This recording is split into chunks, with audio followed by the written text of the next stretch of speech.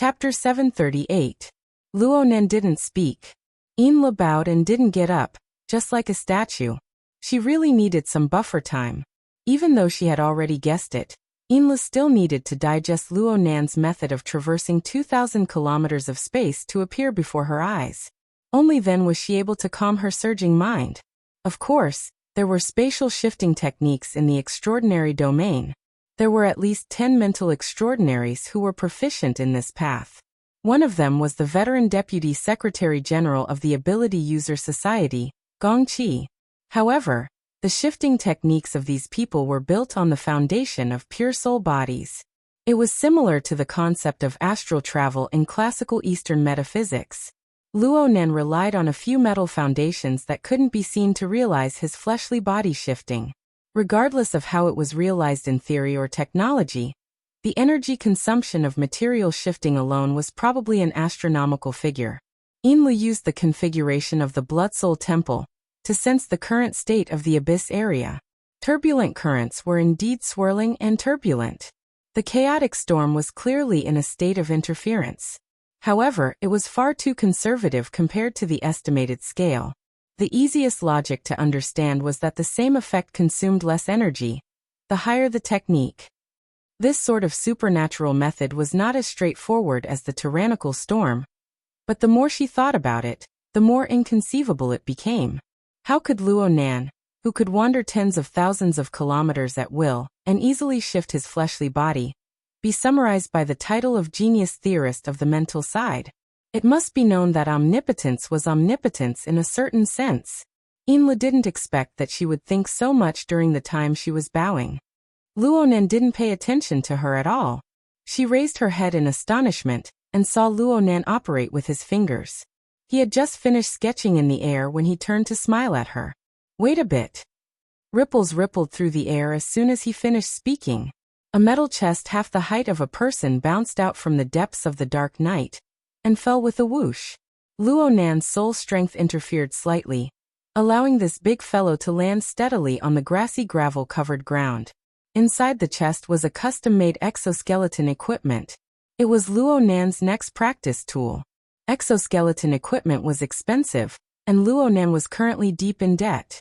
He had to be careful no matter what. Inla was already numb to Luonan's endless methods. She was too lazy to think about the technology and ability support behind this. She just did her duty and walked forward quickly, preparing to take over. Luonan shook his head. I'll just hold it. He still looked like a thin and weak youth, and his combat skills were trash in the eyes of professionals like Gym Master Xiao and Xue Lei. However, after a long period of mutual interference and tempering of the God Wheel and Body Wheel, there were even more qualitative changes after the awakening. In terms of physique, it was definitely at the inhuman level. The 200-kilogram metal box was easy to carry with one hand. Compared to who would carry the box, he was more concerned about the follow-up arrangements. This is a deserted island, right? Where are we going next? There's a boat on the shore on the right. Sir, aren't you going to deal with it? Inla was a bit surprised to see Luonan leave with the box. Luonan was even more baffled. Handle what? This is a framework that can be used for spatial jumps. It's not like there's no one around. Just now, when you came over, there was quite a commotion in the abyss area. If someone followed you here and discovered the setup here, took it away or destroyed it. Luonan blinked his eyes. Does it take a lot of effort for you to buy these things? No, it's very simple to order and there are backups. Then just leave it here. The materials aren't as expensive as labor. Luonan explained a few things in passing. You said that this is just a framework. It's nothing more than a temporary airdrop station. It's not a permanent building. The truly useful configuration requires the turbulent interference of the abyss area to be temporarily constructed. The rest of the stuff can be messed around with however you want. Strength was the capital to be willful. Inla was a bit emotional. She could tell that Luonan didn't want to waste energy on this sort of thing, so she didn't say anything more. Then she clasped her hands around her abdomen, bowed once more, and invited Luonan to head to the shore of the island to board the boat.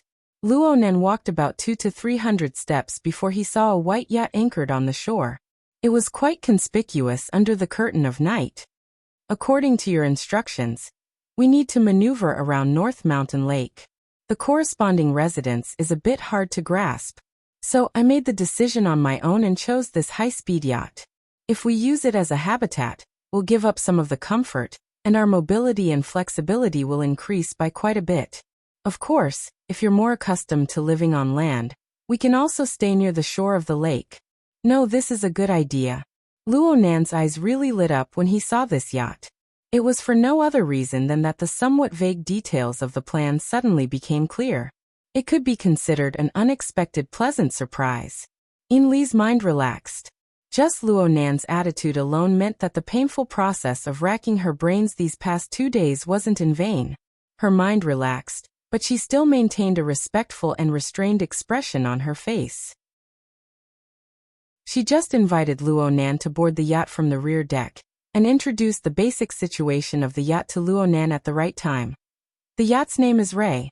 It's Fadi Corporation's Pioneer-class motorboat. It has a classic 3-story structure, and its entire body is made of carbon fiber. The boat's length is 24 meters, and it's equipped with a solid fuel and electric dual-drive engine. Its top speed can reach 50 knots, and its steering performance is superior. Since Luo Nan was carrying heavy luggage, Inla first guided him to the residential area of the lower deck to settle him down. This place is completely isolated from the crew cabin. It can guarantee confidentiality and safety. The central area is the master's room. It's the same width as the boat.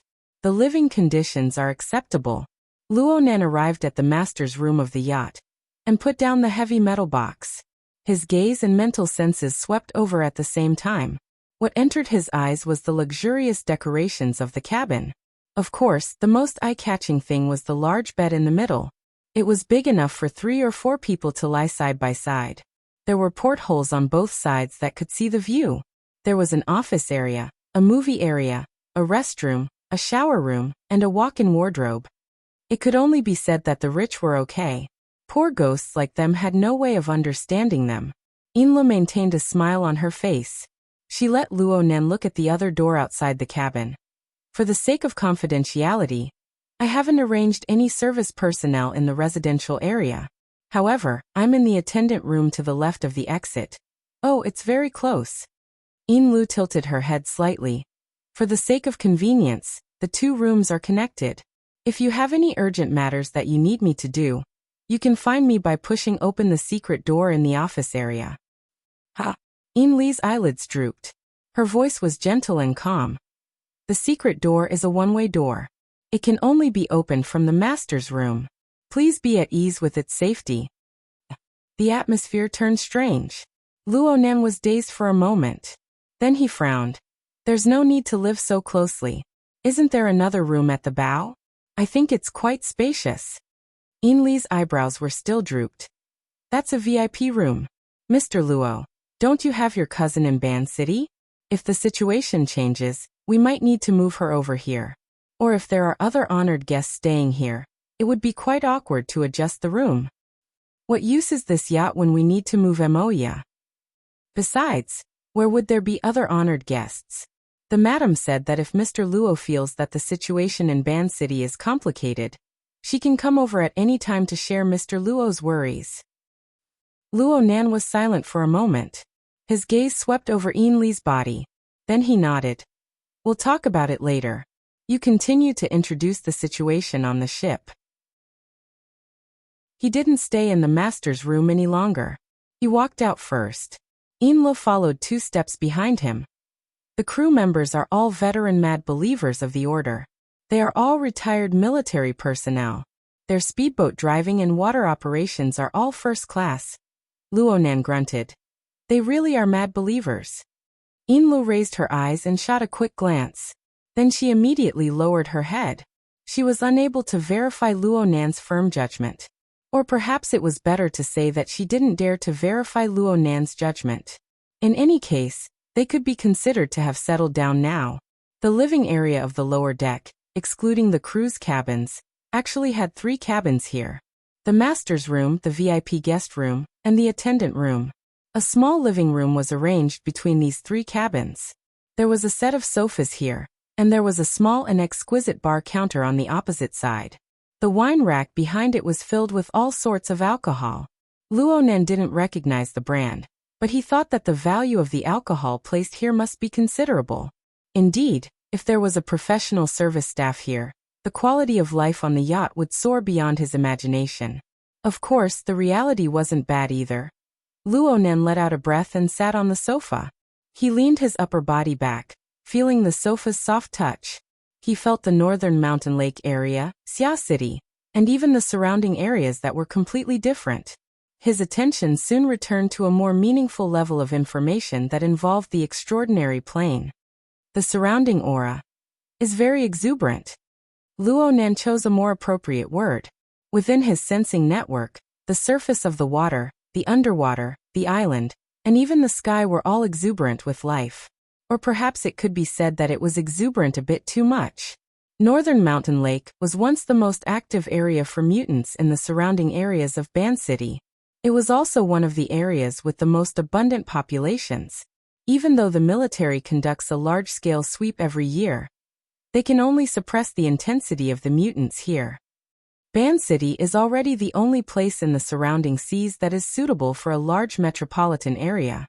Building a city here is just a choice made after having no other choice. Enla stood ramrod straight at the bottom of the stairs leading from the master's room to the small living room. She introduced softly, "Sit down and talk." Luonan just wanted Enli's help. He didn't want her to be a slave, so he indicated for her to sit down. Enla bowed in thanks, but she first dimmed the lights in the small living room. She opened up the virtual work area and projected the relevant information.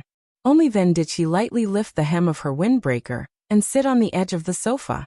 Luonan's gaze followed Enli's movements by some strange coincidence. He watched as her stocking-wrapped long legs neatly drew together, and then slanted outwards.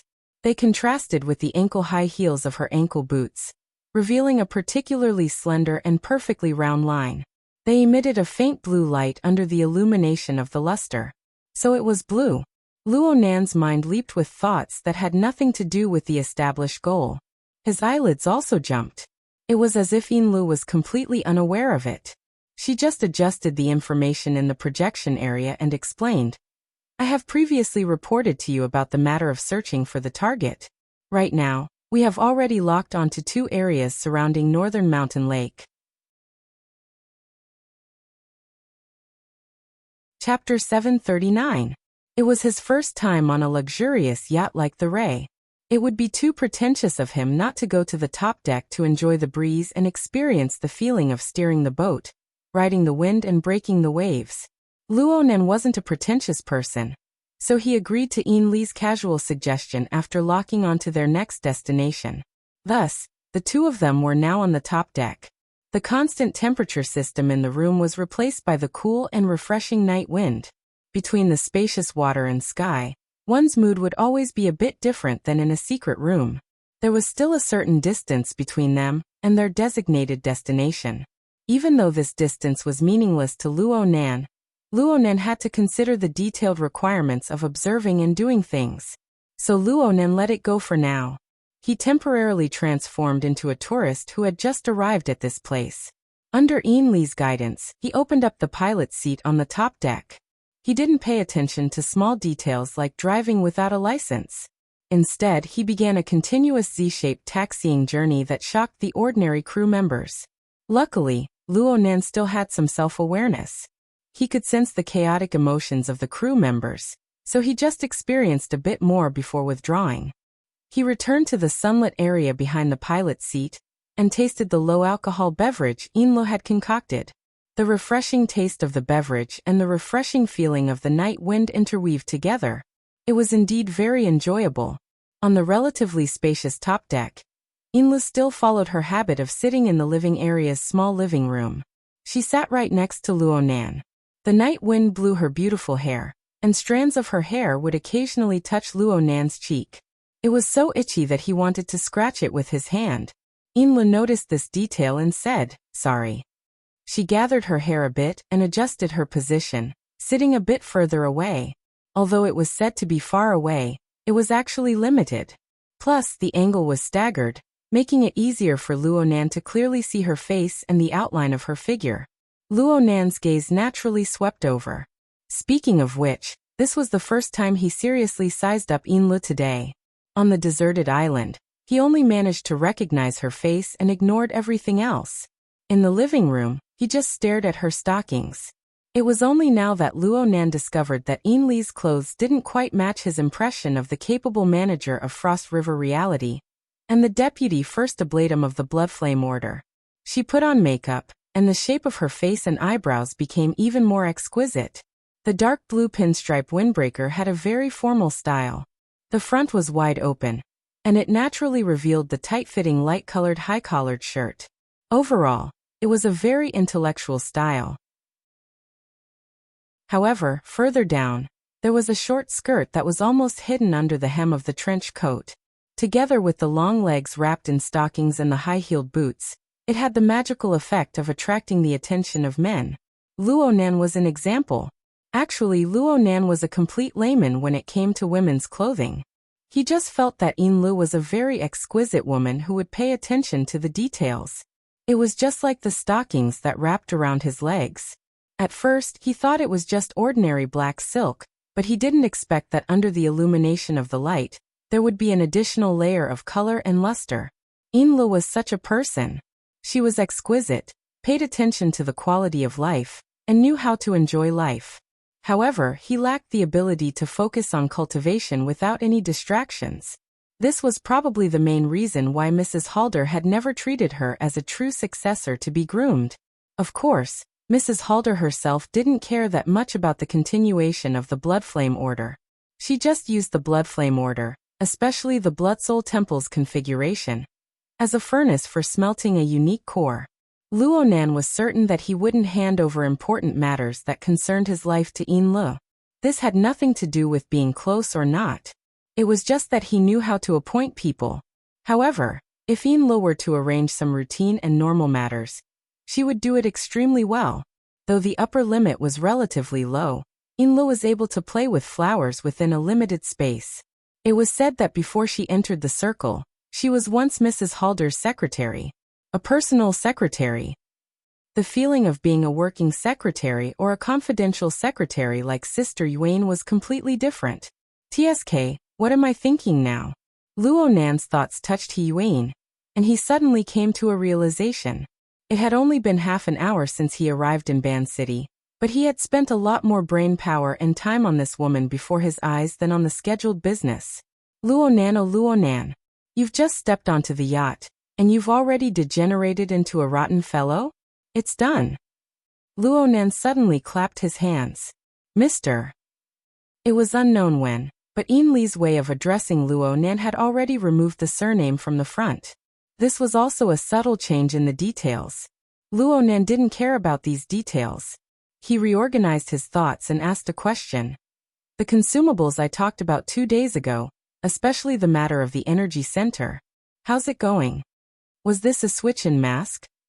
Inla still wasn't quite used to Luonan's jumpy emotions and thoughts, but she still displayed extremely high accomplishments in her field of expertise. She took a light breath and immediately opened up the virtual work area. She projected the corresponding information over. According to your request, Mr., a total of 12 tons of consumables have been purchased. This is the list. As for the energy center, we have prepared 2 alternative locations. They are both in the vicinity of North Mountain Lake. The projection area first displayed a satellite map of the Ban City area, as well as the important markings on it. Then it displayed the information images of the 2 alternative locations. Point A, which is also the North Mountain Water Generating Station, is 300 kilometers away from the center of Ban City. It is approximately 70 kilometers northwest of your position when you arrived. It is the first batch of emergency infrastructure facilities after the war. It originally had a total installed capacity of 1.2 million kilowatts. It has a total of 4 units, large and small.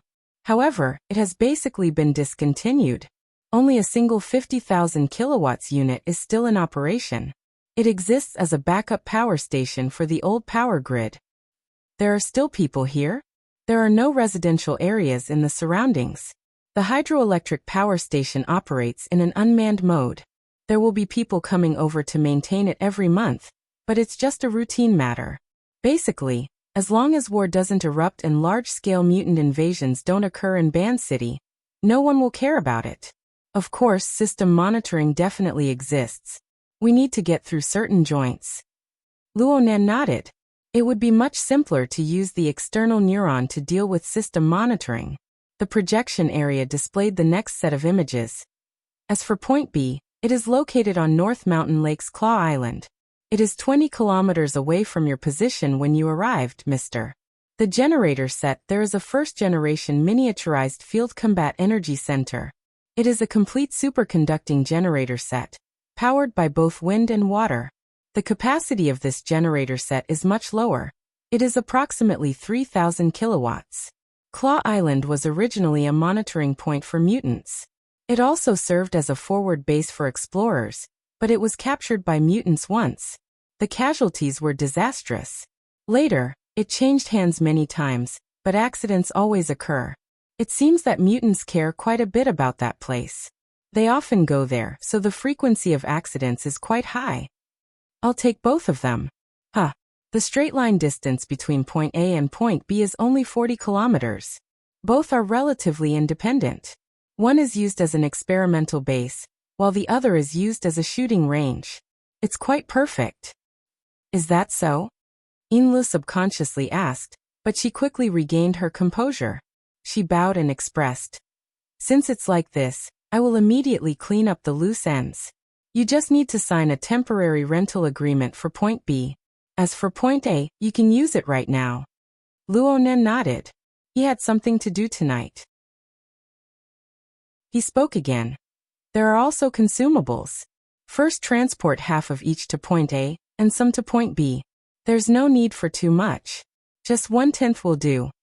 Inlu recorded at the same time. She knew how to check and fill in the gaps. "Do we need to put some on the yacht as well?"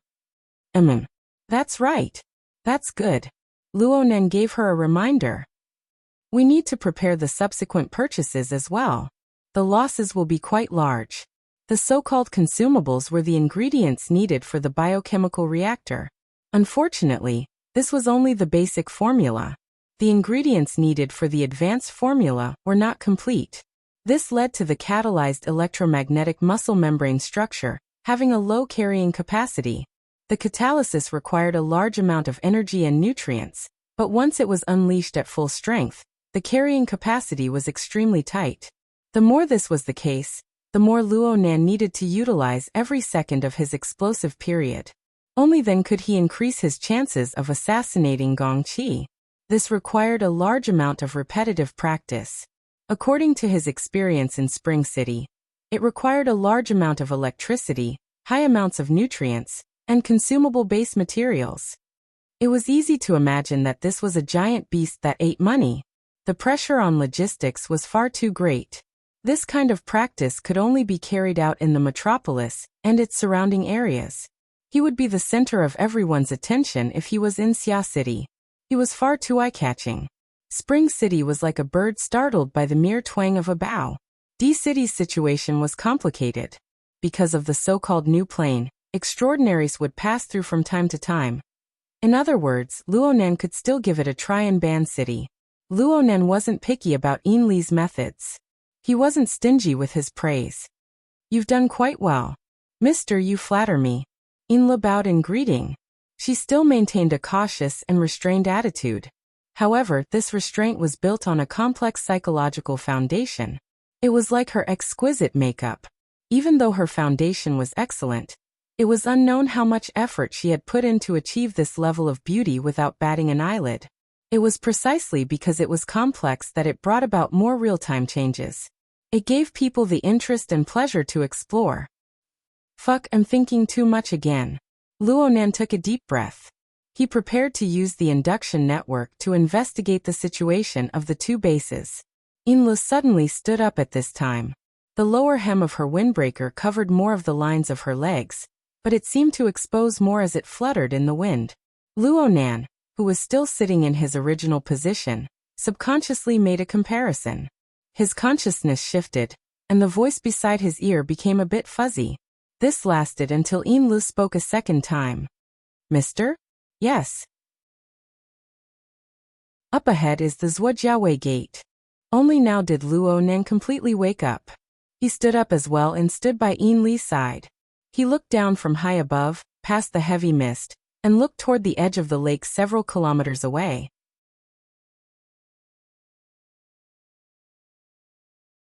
Chapter 740. The reason why the camphor tree had its back to Luo Nan was because this camphor tree possessed an extremely human-like appearance. Its crown and branches were naturally shaped as it grew. Looking from afar, one didn't need too much imagination to be able to see an awe-inspiring appearance similar to that of an arhat or a heavenly king in a temple. Many years of growth had caused the main trunk of the camphor tree to diverge. It was like two thick legs standing upright on the ground. It also had an enormous, clearly defined head. That was the crown of its trunk. In addition, there was a cluster of well-developed side branches that extended over a dozen meters. It was like a thick arm that was stretched out horizontally. This arm was placed horizontally above the seemingly tranquil ripples of Beishan Lake. The lake water rippled slightly.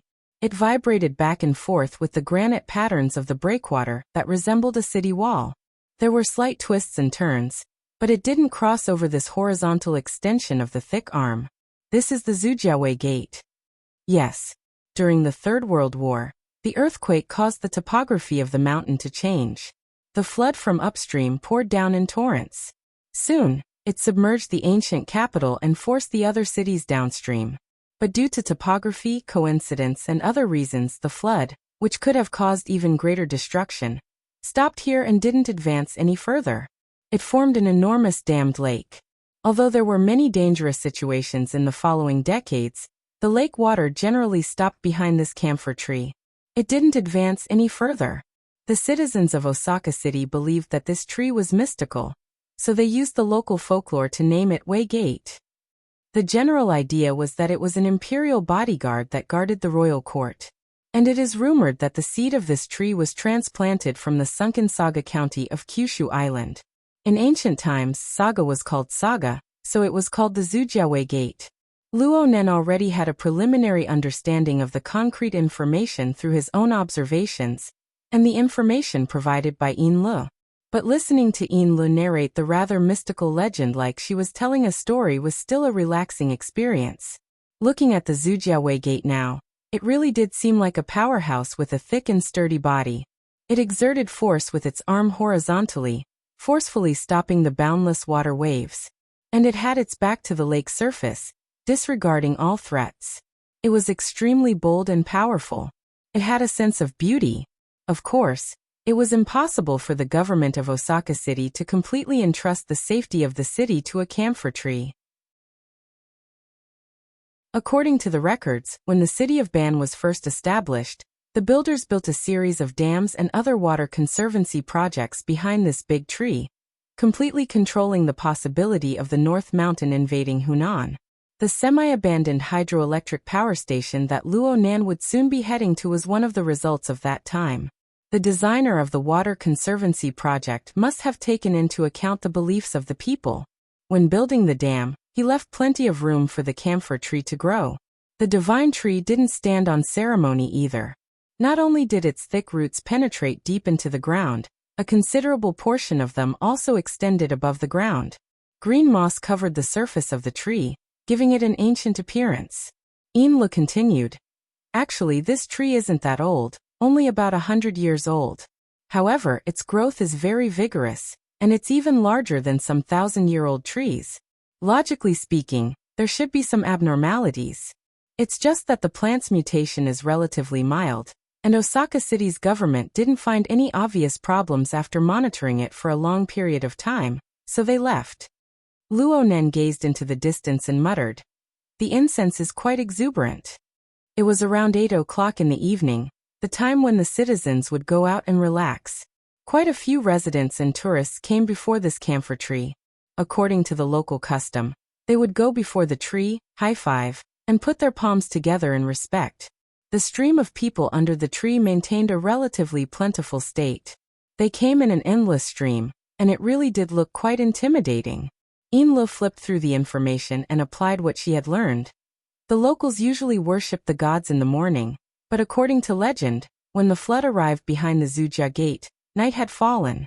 Therefore, the people believe that the power of the Zujia Gate is more abundant at night, and the worship is done after the sun has set. If it was daytime, there wouldn't be so many people. Luonan nodded slightly. He couldn't blame the citizens of Osaka City for offering large amounts of incense and faith. This camphor tree really did have a bit of spirituality. Its vitality was exuberant to the point that it was shocking. It was able to absorb large amounts of nutrients from the surrounding earth, the air, the water behind it, and even more distant regions. It was able to effectively distribute these nutrients to its roots and branches. At the same time, it was able to restrain itself, forming a healthy symbiotic relationship with its surroundings.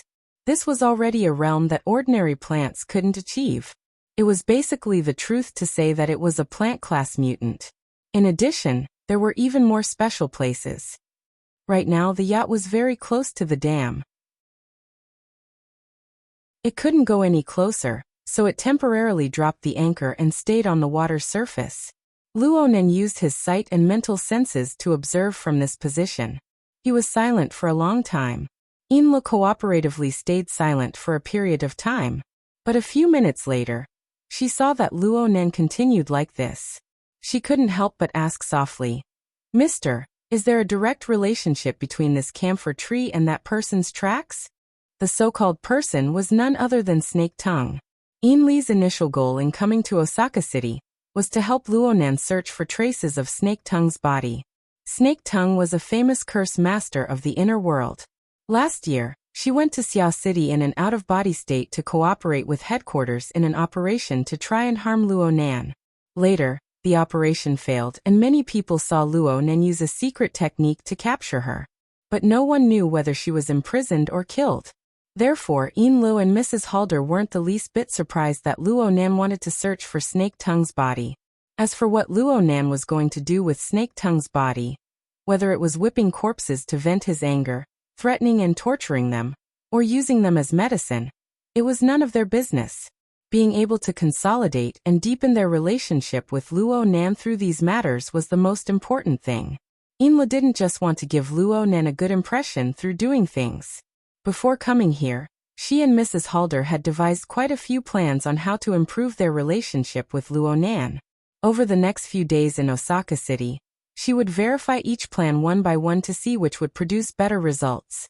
Judging from the situation just now, Luonan wasn't completely indifferent to some of her methods. He wasn't angry either.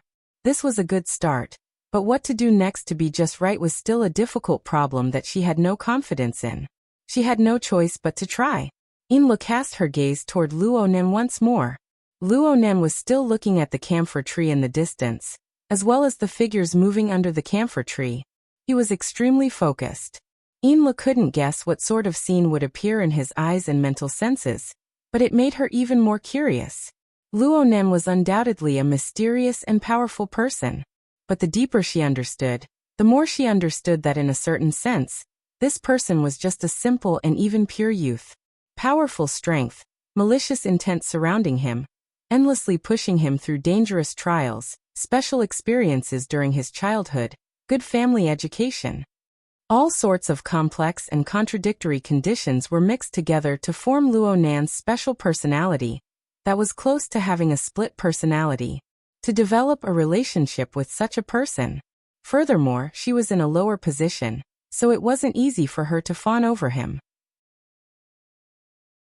What's more, she could face a backlash at any time. Luonan's chaotic and ever-changing personality was like a set of rapidly rotating fan blades. They appeared to be one entity under the high-speed state, but they were lethal weapons capable of twisting off fingers in a direct confrontation. In fact, it was very likely that it would be her neck that was snapped. Just thinking about it, Inli's heartbeat sped up. But thinking about how she had to control a powerful spiritual expert beside her, it was tough for her. Luonan's murmur entered his ears while he was doing his best to harmonize his breathing. "What a beauty! Are you talking about me?" Inli's heart skipped a beat, but she soon realized that she had expressed the wrong feelings. This was because Luo Nan had been looking at the shore from beginning to end. His gaze pierced nearly a kilometer of the boundless curtain of night, locking onto a particular point amidst the stream of people coming and going under the camphor tree. Though Yinlu was also an ability user and a spiritual expert, whether it was her gaze or the distance of her mental senses, they weren't enough to allow her to see the details of the lake shore. She could only indulge her thoughts and speculate. The youth before her really seemed to have reached the age where he was interested in the opposite sex. Luo Nan spoke again, this time to Yinlu. "Can the boat dock?" Yinlu quickly came back to her senses and responded. "There are no docks nearby, but the boat is equipped with fishing boats. We can bypass the breakwater in front and disembark from the eastern region." "Really? That's great. Our luck isn't bad."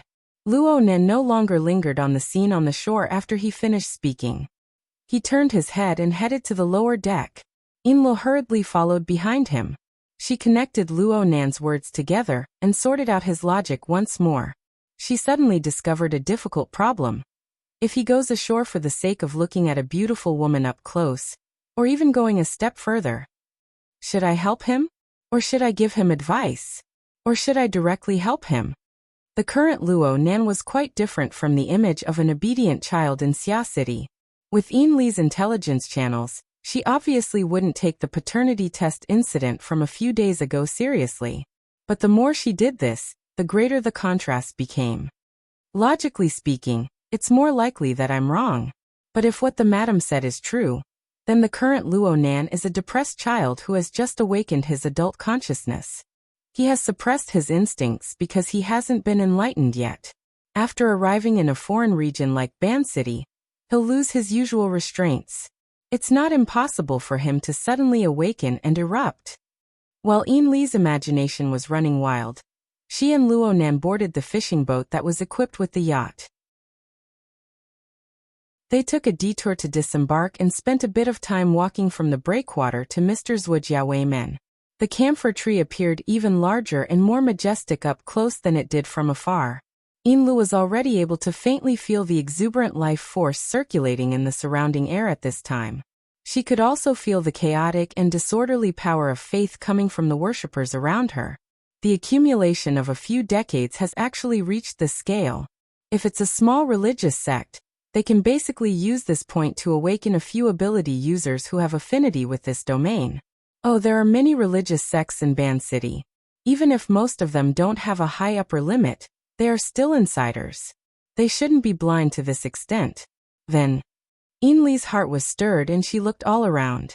She had a rather clear standard of search. Soon, she found a monk meditating with his eyes closed in the shadow of an outstretched arm on the west side of the camphor tree.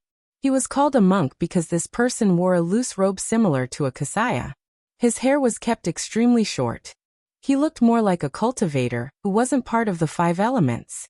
The surrounding citizens who came to pay their respects didn't find this person's existence strange at all. He's an ability user, but he shouldn't be a Buddhist. Compared to the secret orders that supported half the sky of the inner world, the existence of traditional religions was extremely weak in the context of the new era. At the very least, it was completely disproportionate when compared to the scale that practically monopolized the domain of faith before the war. However, once an ability user was born among them, they would often have a more distinct characteristic of a religious sect. Yinlu, who was rich in experience, could recognize it with a single glance. The monk before her clearly didn't possess that characteristic. However, the aura around his body was quite harmonious with that of the Jordan Gate. He was also tainted with the light of faith. He possessed a special quality that was completely different from that of a secular person.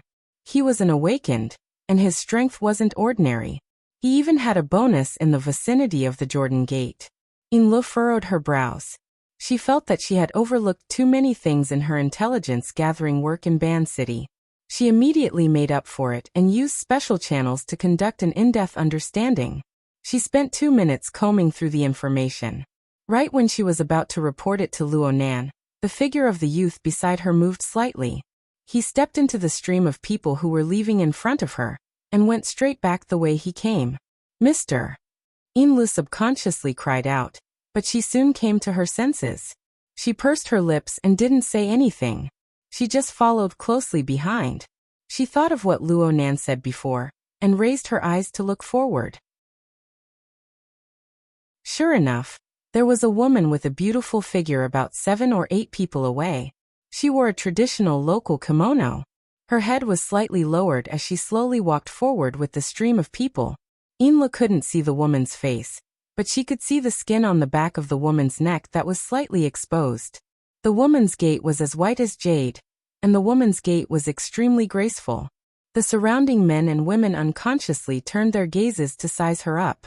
She could basically confirm that the woman was a beauty above average. Of course, Inla wasn't inferior in the slightest when it came to contorting gazes. This made Luo Nan a bit dissatisfied with her. Keep a low profile. Don't attract attention. Inla felt quite wronged at this moment. She was stunned for a moment before responding.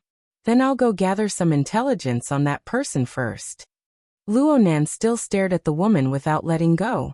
He just nodded in approval. Inla let out a breath of relief. At the same time, she vowed to herself that no matter where she went, she would prepare a flying car or some sort of enclosed vehicle.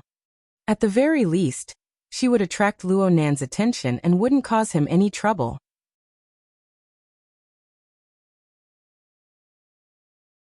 Chapter 741. Osaka was a city rebuilt on the ruins. Due to geographical reasons, it was sandwiched by Beishan Lake and the Southern Bay, forming a barbell-like city layout. Beishan Lake was the northernmost part of Osaka, but the southern shore of Beishan Lake was definitely not. There were still a considerable number of residential facilities around the south-central area of Beishan Lake, and a considerable part of them were high-class residential areas. Don't be surprised why people would still build mansions here under the threat of the mutants. Basically, a considerable number of important people in Osaka used this place as a hunting villa. Especially in the past few years after the birth of the Deep Blue Walkers, the world government had basically turned from defense to offense in the wilderness. As the threat continued to decline, the high-level social mode of hunting around the lake became popular. However, this season was just the gap between the spring and summer hunting, and the hunting villa community by the lake seemed empty, with few pedestrians and relatively deserted.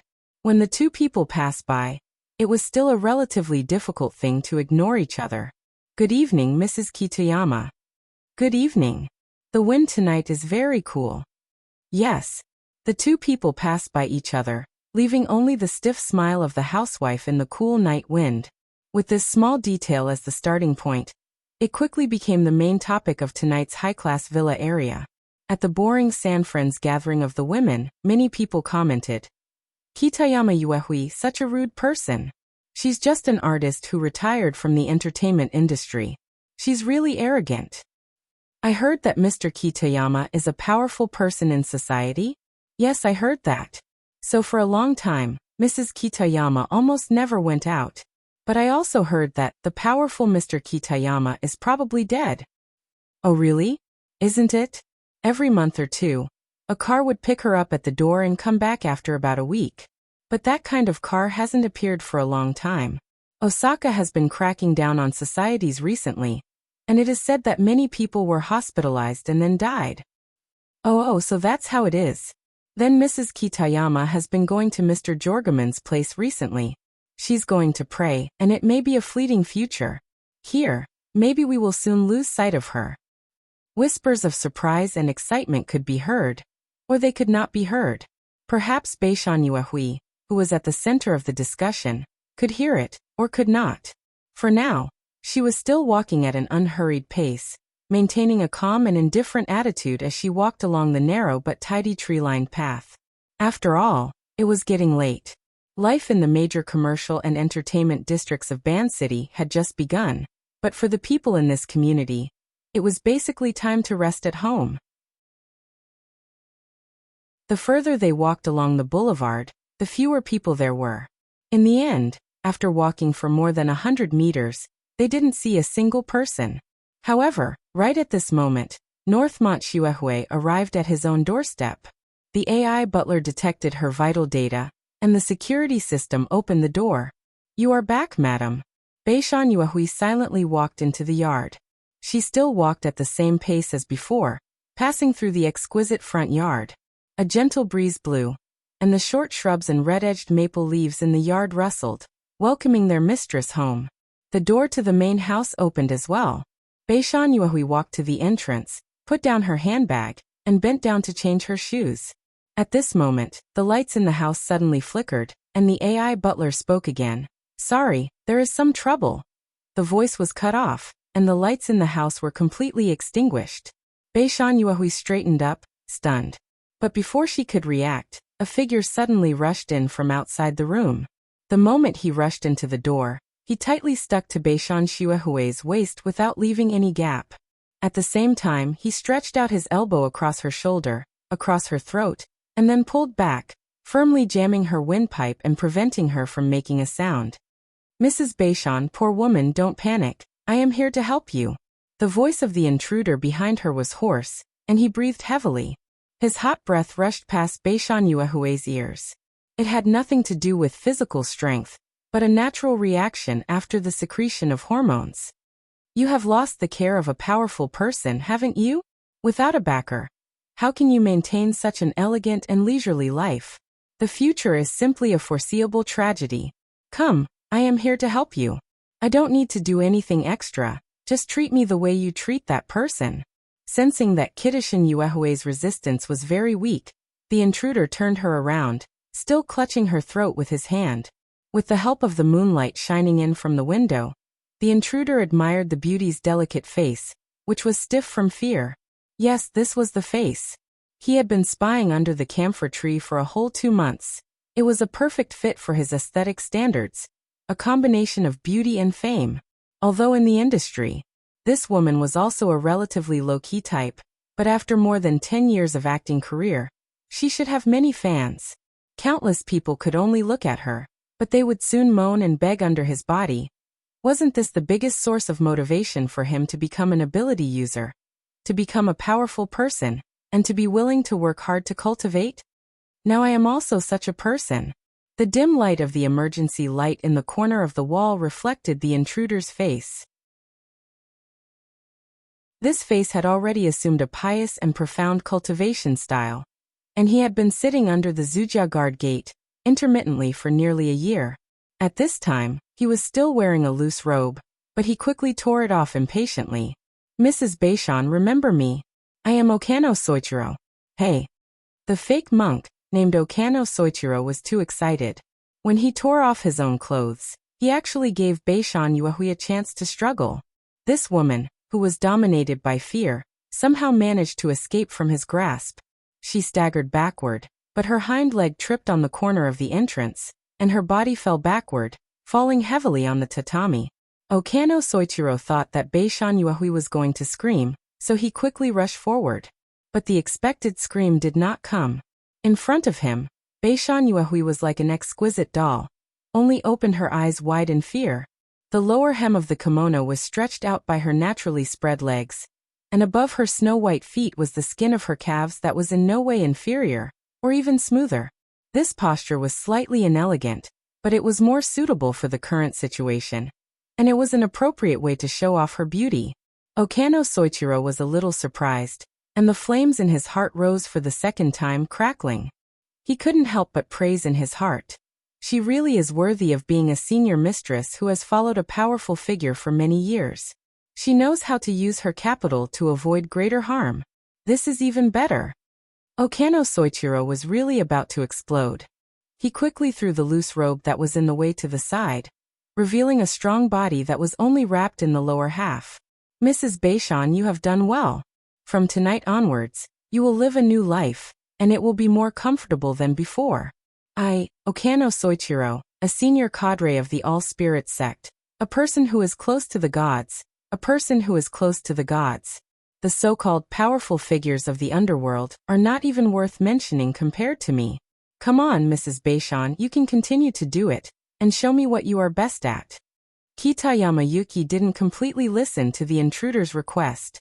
Perhaps fear had completely seized her soul. She just sat on the tatami, half propped up with her elbows, and stared blankly at the fake monk under the faint light. If there was any movement, It was probably the light pink lipstick on her lips, gently opening and closing as she murmured something. At first, Okano Soichiro thought that she was begging for mercy, but the next second, he heard part of the words clearly. It's the life curse, the worldly love curse, and the great equality curse. There is no difference between the heavenly awakening myriad spirits. Like life and hate death, all living beings are the same. In fact, Kitayama Yuki's voice was very soft, and her lips were not visible. If it were any other words, it would be very difficult to distinguish. But Okano Soichiro was too familiar with this part. He was stunned at first, and then he couldn't help but laugh. Wasn't this the prayer of the All-Spirits sect? This set of prayer was obviously adapted from Buddhist scriptures, and the editor was quite insincere.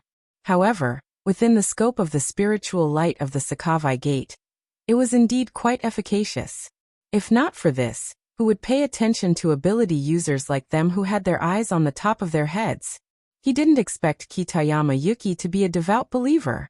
But in front of him, a high-ranking cadre of the All-Spirits sect, she was chanting the All-Spirits curse. This was pandering, it had to be pandering. Come, Mrs. Kitayama, I will teach you a more correct way of chanting. I will show you a miracle, and let you see a new world. Okano Soichiro thought that it might be interesting to put on a preaching act. But after saying so much, he was already parched by the flames in his body. He couldn't hold it in any longer. He took a step forward, reached out, and grabbed the front of Kitayama Yuki's dark blue kimono. He tore it, along with the inner lining, and even loosened the belt. Kitayama Yuki's loosened collar didn't expose too much, but the clear and perfect collarbone was another part of the sexiness of a mature woman. Okano Soichiro was so excited that he almost howled. He couldn't care less about finding a bed or anything else. His body pressed down, and he wanted to taste the cool fragrance of Kitayama Yuki's body again. But at this moment, his chest suddenly trembled, and there was some resistance. It wasn't too big, but some kind of inexplicable and strange feeling started from there, all the way back, stirring in his chest, and then coming out from his back. Numbness and slight pain, as well as the instinctive awakening of fear in the human body, surged into his mind. He widened his eyes and looked at the beautiful face that was right in front of him, who was still muttering an incantation with a unique stiffness. The second and third penetrative attacks came one after another. Okano Soichiro finally turned his gaze to between his chest and abdomen, and then he saw 3 vines as thick as a thumb penetrating into his body from different parts of his chest and abdomen, and they came out from his back that he couldn't see. Fear stimulated his spirit sense. Although he couldn't see, he could feel that the 3 vines were intertwining and twisting above his back, like spirit snakes swimming and coiling. Where did these vines come from? Am I going to die? Confusion and fear, as well as the fatal true damage, instantly took away all his strength. His body went soft, and it was impossible for him to support his body anymore. Naturally, he fell to Kitayama Yuki below him. But the 4th, the 5th. Okano Soichiro couldn't count them at all. His remaining consciousness was no longer suitable for such complicated work.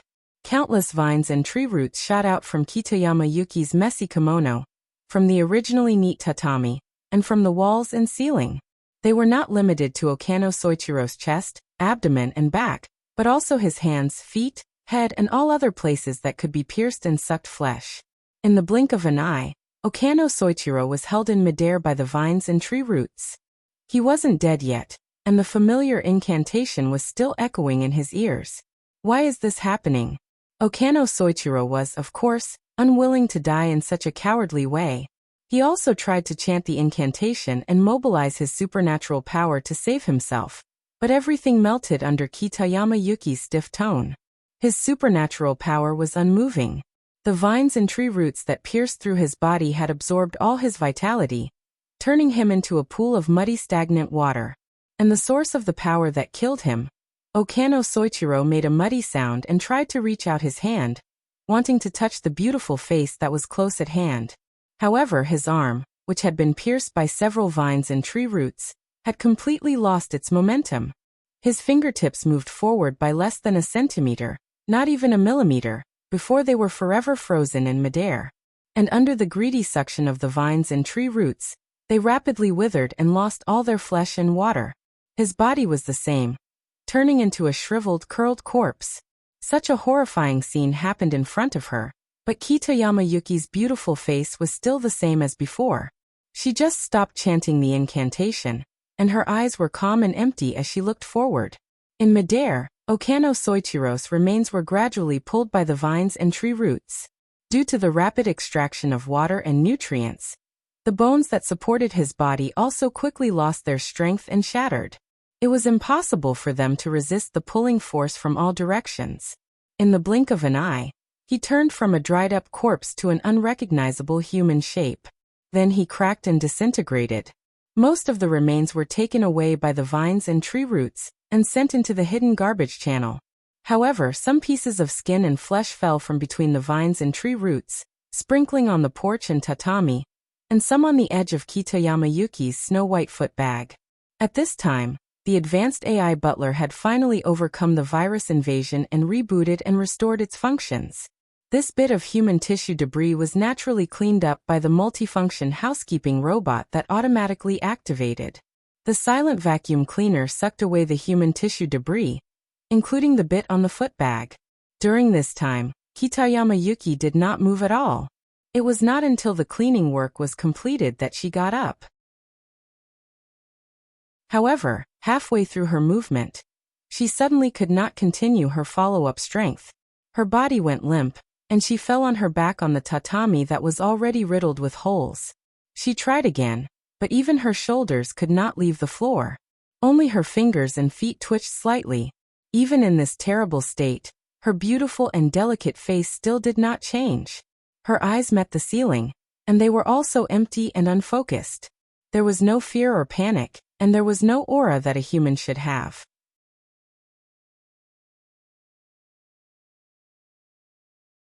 Chapter 742. The AI housekeeper's simulated personality was that of a mature and considerate man at home. His voice was gentle and gentle. His announcement was done step by step and carried a sense of leisure. However, the main hall and the entrance were still in a state of being riddled with holes from the piercing vines and tree roots. The mistress of the house was lying on the ground. Her body was stiff and her legs were unnaturally bent. Part of her body was still in the position of being violated. Under such circumstances, the housekeeper's announcement appeared particularly strange and comical. There were no cars parked outside this high-class villa. In a practical sense, the housekeeper's announcement was just an announcement that the AI system had submitted to its new master. Nothing more. Following the announcement, the main door of the room opened according to normal procedures. Luo Nan and Inla walked in one after the other. Compared to Inli's vigilant and stern body language, Luo Nan was much more relaxed. He even had the leisure to struggle at the entrance. Should I take off my shoes? Even though the housekeeping robot was already working very hard, the uneven-sized holes on the ground, the rubble and burrs protruding from the edges, and so on dispelled his thoughts. He stepped directly onto the tatami and arrived next to Kitashin Yuehui, who was lying on her back. He looked closely at the doll-like exquisite beauty before him a few times and nodded. It's her. Does this count as luck or strength? Who? Inlu already had some guesses in her mind, but the answer was far beyond the norm. She didn't dare to come to a conclusion easily. She could only beat around the bush and ask another question. The Mr. Kitashin that the AI housekeeper mentioned. It's Mr. Kitashin's car. Luo Nan corrected the key details seriously and considerately extracted the key information from the AI housekeeper system using the external neuron and displayed it through the projection. Anyone with a bit of common sense in this field would be able to clearly distinguish that the reference database in the system's backend was absolutely not a face or a human body's characteristic vector. The code inside didn't have the corresponding keywords at all. What appeared instead was just as Luo Nan said. It was more like a car and its license plate, plus a special electronic signal. Luo Nan spread his hands. Aside from this Mrs. Kitashin, the access control system only has that car as its reference data. In other words, other than the AI butler being polite to the mistress, the only exception was a car with a specific license plate and signal transmitter. Then, where was the male owner of this high-class residence, Mr. Beishan, the powerful figure in society that the surrounding residents spoke of. I'll send someone to check it right away.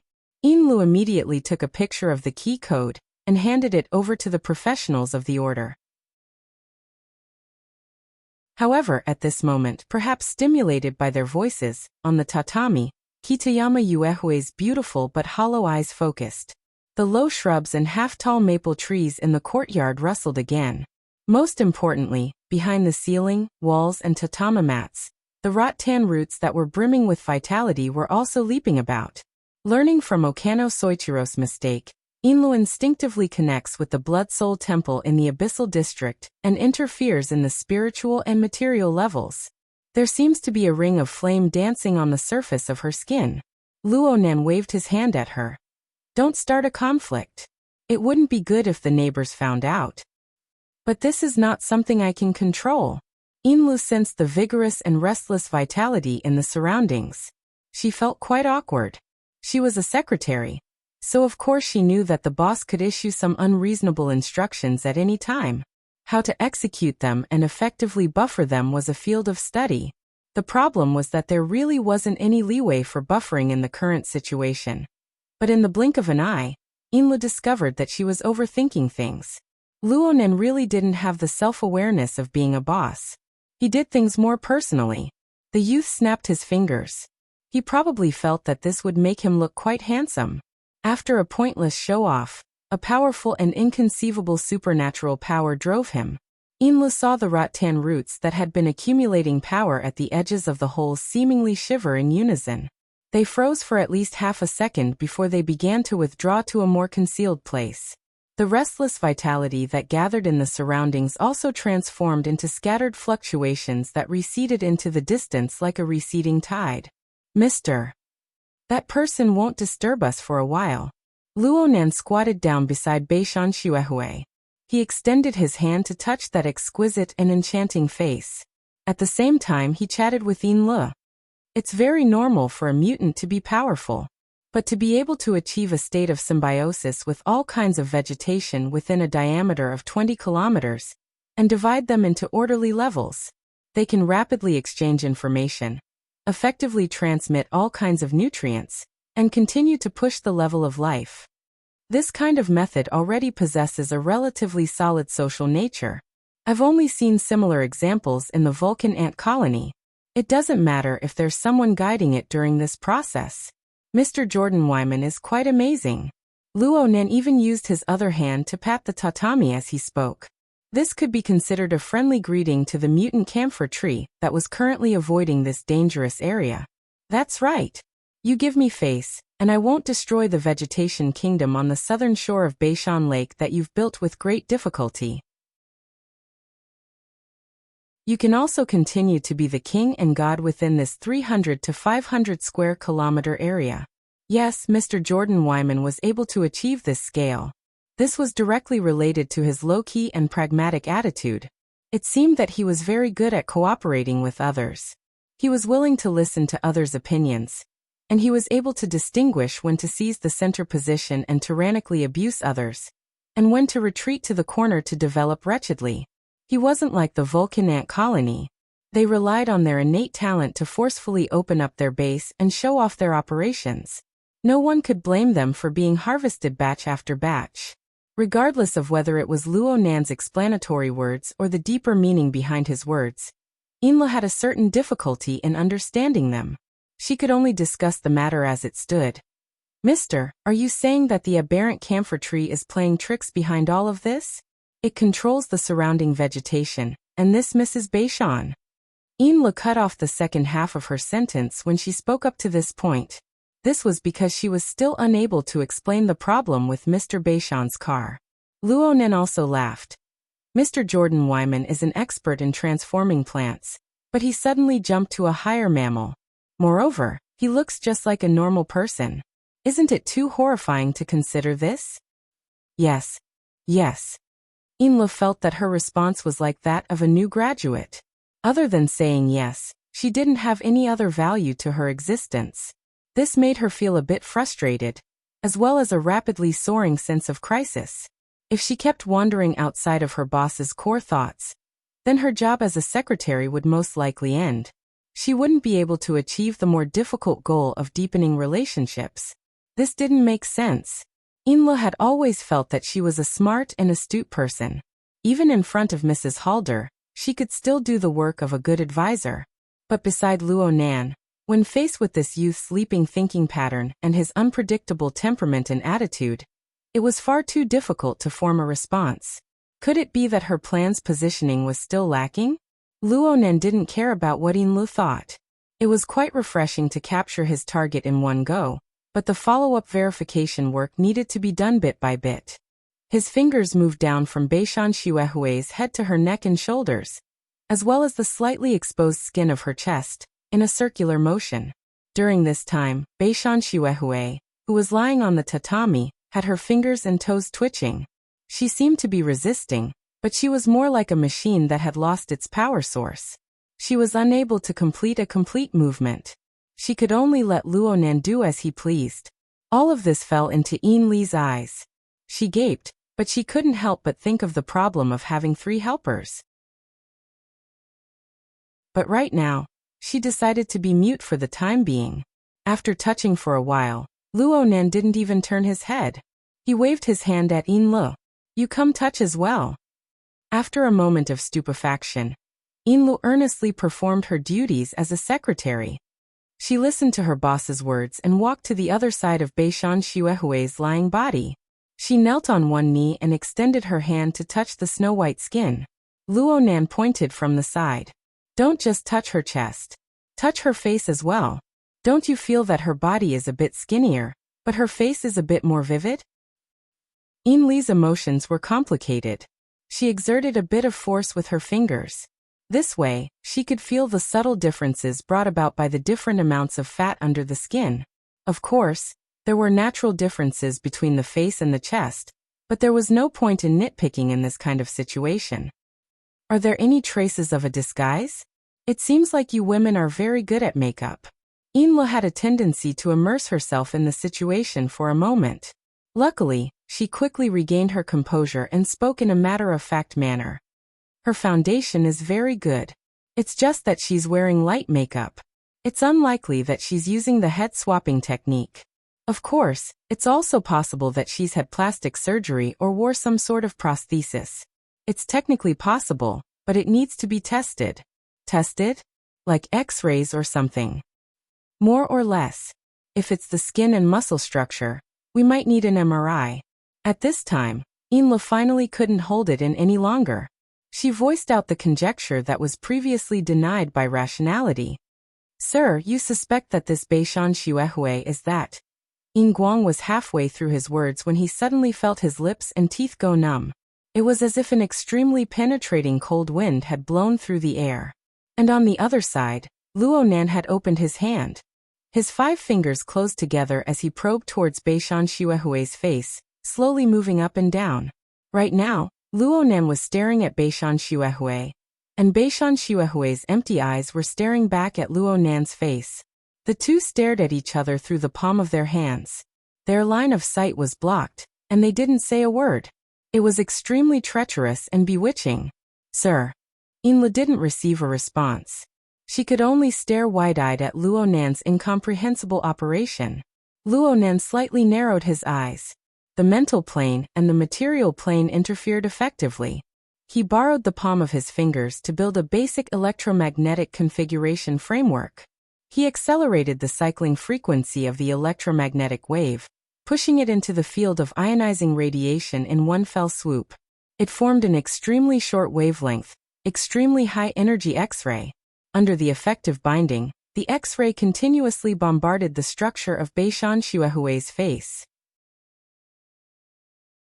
Luo Nan watched the X-ray penetrate and destroy the skin, muscles and bones, and he received immediate feedback. Several seconds later, Luo Nan shook his head. The X-ray's penetrative power was too strong for the detection of soft tissues. The detection results weren't that great. MR, on the other hand, involved requirements such as the high-speed switching of the gradient field and the detection of the state of the hydrogen atom. Configuration changes and the precision of the mental senses were all big problems. Oh, it seems like the UV level is just right? What?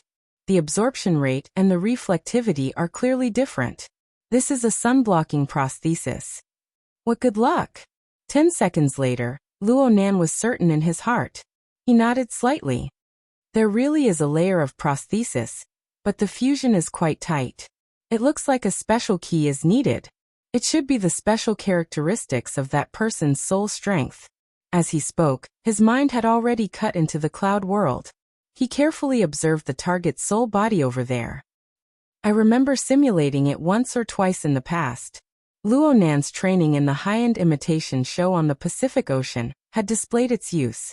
Perhaps Luo Nan couldn't change the essence of his soul, but he could use his outstanding configuration skills to precisely interfere and transform the material and mental environment. He could disrupt the transmission and reception of information, achieving the objective effect of passing off the fake as the real thing. He could perfectly imitate the mode of operation of that old geezer Gong Chi's soul strength. It would only be easier if he lowered it by 1 or 2 levels.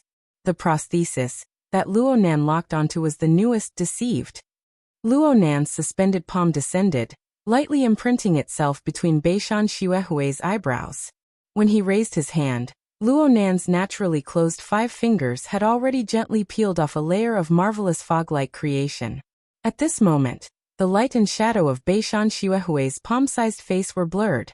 It was as if a layer of floating mist had been blown away. It was clearly the same silhouette, but the appearance that appeared before Luo Nan's eyes was vastly different. The most obvious change was that Beishan Xuehui's cheeks had become thinner. Her cheekbones were higher, her eyes had become slightly longer, her eyebrows had become thin and sharp, and her face had become excessively straight. This caused the structure of her facial features to become more three-dimensional, and she appeared much colder and sharper. This was a great change in temperament. She might still be considered a beauty right now, but she had instantly transformed from an elegant and exquisite doll that could be picked up and played with in one's hand. She had turned into a cast iron sculpture that had fallen to the ground, but there were still remnants of her dignified bearing. It was to the extent that her basic silhouette hadn't completely changed, but she looked like a completely different person. Actually, there was a large difference between this appearance and the spellcaster who had appeared in the form of a spirit body back at Ocean Sky Cloud City. It was probably the difference between quick-wittedness and rigidity. But no matter what, Beishan Xuehui, who had changed her temperament, already matched the image on the information nearly perfectly. Snake tongue. Inlo let out a low cry. She gasped in admiration. But she was even more astonished. She looked at Luo Nan's series of operations in a state of extreme astonishment. Especially the bewildering and suffocatingly fast deciphering method in the latter half of the process. It displayed a new special ability that Luo Nan had never displayed before others.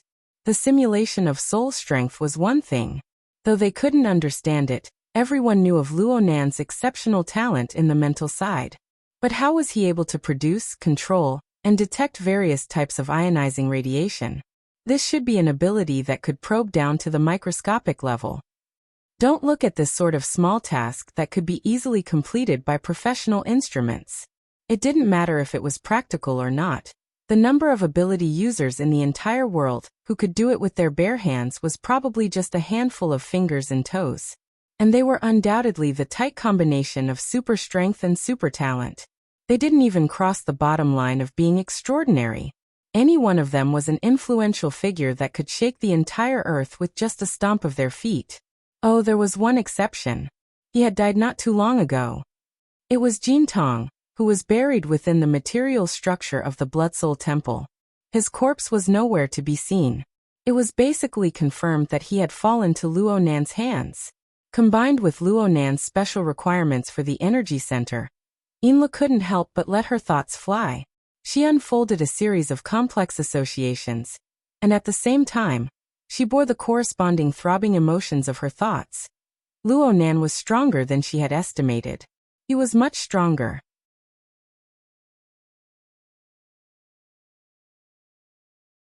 Chapter 743. Chapter 463. The Truth. What is this? Luo Nan lightly clenched his fist. The strange object in his palm was like a semi-condensed mist. It was none other than the prosthetic body he had peeled off from Snake Tongue's cheek. It felt substantial to the touch, like a ball of fine yarn, but when he let go of it, it could float in the air on its own. Moreover, it could continuously absorb water from the air. When it absorbed a certain amount, he could even hear the gurgling sound of water. When it accumulated to a certain stage, it began to evaporate and disperse. It was very interesting. Of course, the most amazing thing about it was that it could seamlessly fuse with the flesh and blood of the human body under the interference of soul force, forming a layer of natural skin that was transparent from inside out.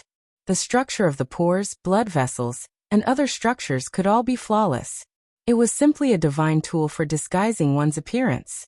The information on Snake Tongue didn't contain any similar information. However, such a special object was also famous in the inner world, so Inla definitely knew about it. It should be the Veil of Concealment. Due to its special material and effects, it is publicly recognized as a strange object that doesn't belong to this era. Luonan blinked. This is the Veil of Concealment? The one that is on par with the Veil of Silence, in the hands of the Deputy Secretary General of the headquarters, Gong Qi. He had seen similar words when he was tracking and monitoring in the cloud, but he didn't have a deep memory of it. Inla was very familiar with it. Yes, the muslin of concealment conceals one's appearance, while the muslin of silence conceals one's spiritual body. It is said that the combination of the two is the complete appearance of the mystical creature. It is said that it can completely hide a person's traces in the world. Even if an extraordinary is nearby, they will not be able to detect it. It can be said to be one of the strongest assassination tools. No wonder. Luonan muttered to himself. In this way, Snake Tongue's participation in the hostile actions against him had a direct relationship of interest. Looking at the subsequent developments, it was clear that Gong Qi had only thrown out the bait and had no intention of letting it go. Perhaps he had the intention of fishing back. However, that old thing did not expect that the little fish would be eaten by the big fish after eating the bait. As a result, he was directly pulled into the puddle, unable to struggle out. Luonan subconsciously squeezed the mass of mist until his palm became moist and beads of water dripped down. Only then did he loosen his grip. Seeing that he was lost in thought, Inla curiously asked, "Sir, what did you say?" "Oh, it's nothing. I'm just curious how this thing was made." It's precisely because they can't understand that they're called not belonging to this era. Many people believe that it isn't a man-made product, but rather a natural product from a plane like the Deep Blue World, or perhaps a special remnant of a dead mutant. When did the Veil of Concealment and the Veil of Silence separate? Well, it seems like it has always been in a separate state. Then how can you be sure that they are a set? Inla was in a sorry state after being attacked by the curious baby. She could only make guesses. It's probably from the function, and the appearance is indeed similar. Oh. In the end, Luonan didn't ask any further questions. He just squeezed the watery muslin in his hand a couple more times before letting go. He let the muslin of concealment float in the air, and his attention returned to Snake Tongue, who had already revealed her true appearance. Inla sighed inwardly. She half changed the topic and half sighed ruefully. Snake Tongue's move is like the legendary painted skin story. No, if it's in Ban City, it should be the legend of the Bone Lady. Bone Lady. It's the folklore of the archipelago. The general idea is that a woman who was humiliated and bullied in her life would turn into a malicious ghost after her death in anger. Because her flesh and blood would turn to ash, only a pile of bones would remain. Therefore, she would use the skin of a beautiful woman to disguise herself and take revenge on men with vile characters. Snake Tongue isn't someone who was humiliated and bullied. Of course, it's hard to say now. Inla blinked. She still didn't quite understand Luonan's words. However, she was soon ordered by Luonan to search the entire residence for all sorts of clues. As for Luonan himself, he remained at the mysterious gate. He sat on the tatami in front of Snake Tongue, his chin resting on his hand as he pondered. Inlu, who was searching the residence, passed by the living room a few times. Luonan didn't always maintain that posture. He had already opened the virtual work area, observing and drawing Snake Tongue. That's right. He was using Snake Tongue as a model, a continuous sketch or sketch. It was most likely the latter. This was because Luo Nan had changed locations several times in a short period of time. The angle of the drawing in the virtual work area was constantly changing. On the other hand, Snake Tongue kept twitching in place until she exhausted the last bit of her strength. She fell completely limp before Luo Nan's eyes. Inla couldn't help but feel that if she had a video camera in her hands, she would be able to completely record the scene from before. She wouldn't need to edit it at all. It could be considered a horror film. She was really unable to understand Luo Nan's logic. She could only earnestly do what Luo Nan had arranged. She wandered around the various areas of the residence for around half an hour before returning to report. "Sir, we've discovered a life support system in the basement. There's also an ice coffin. The reserve nutrient fluid within the oxygen chamber and the automatic circulation system have been completely used up. The ice coffin hasn't been used yet. And there's a curse barrier in the basement, but it has already lost effectiveness. There are also traces of rattan roots piercing through. Some of them were used for coordination, so the traces are relatively old. Some of them were used for destruction, so the traces are relatively new. So, Inla paused for a moment. She saw that Luo Nan didn't express anything, so she continued speaking. "So I have a preliminary guess. Snake Tongue, and that Mr. Journeyman once had a close cooperative relationship. Snake Tongue helped Journeyman awaken his soul and regulate his energy. And Journeyman provided protection and nutrients to Snake Tongue's body after her out-of-body state. However, Snake Tongue's out-of-body state this time was far too long. It exceeded the normal range, causing Mr. Journeyman, who protects Sakura City, to develop some sort of malice. At the very least, he slacked off in his work related to providing nutrients." Luo Nan didn't comment on the logic of Yin Li's speculations. He just mentioned, "There's also the Myriad Spirit Order." Yes, there's also the Myriad Spirit Order. Inla didn't make a light judgment on this matter. The clues were truly too tangled. The incantation Snake Tongue chanted was the common prayer of this order.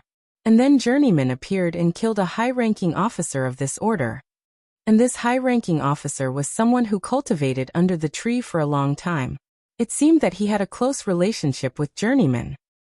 "Then, I'll arrange for people to clearly investigate the situation with the Myriad Spirit Order." Inlu inquired probingly. Luo Nan still didn't comment. Inlu was a bit confused, but there were some things she needed to report. There's also information related to Mr. Beishan's car. It's a Falcon-class commercial car that people of the underworld like to use. It's parked in the underground parking lot of Ishikawa Real Estate in Sakura City all year round. It's rarely used, and the property does maintenance once a year. There's some truth to the gossip in the residential area. Starting from 4 years ago, the Falcon-class commercial car would drive out for a week every month. Its destination is this residence. But the people driving are different every time. According to the registration information, they belong to different driving service companies. They're hired to do things, and they're contacted online every time. There's very little information left behind. As for the deeper details, we'll look for the hired drivers to confirm." Luo Nan went, "Okay." Then he shook his head. "Mr.?" Inlu was about to be crushed by her doubt into depression. "The rest are just insignificant details." Luo Nan extended his hand and fiddled back and forth in the virtual work area. The dozen or so sketches he had done revolving around Snake Tongue in the past half hour were switched back and forth with the movements of his fingers. His hands moved and he spoke absent-mindedly.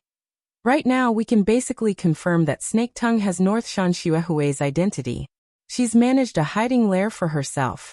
What role does Zhuo Weimin play here? What role does the Myriad Spirit Order play? How did that car get arranged? Is the real North Shanshuehue dead? Or is she Snake Tongue's hidden identity to begin with?" There are many details to dig into. The deeper you dig, the more you can see its exquisite and ingenious structure. But so what? Then, we're already here, aren't we? All of Snake Tongue's disguises have lost their meaning. Her suspected collaborator, Mr. Zhuo Weimin, has also given up on this place. We hold her life and death in our hands. Right now, we just need to cover her nose and mouth, and all of her efforts will turn to ashes. Inlo was speechless. It was true that Luo Nan's tone was absent-mindedly, but she couldn't mistake his particularly serious gaze. She didn't doubt in the slightest that this youth would carry out these words without the slightest hesitation if necessary. From this, it could be seen just how intense Luo Nan's hatred toward Snake Tongue was. All of this was because of the building in Xia City, known as the North Shore Gear. No, it would be more accurate to say that it was because of the deep foundation of Luo Nan's core, the concept mask.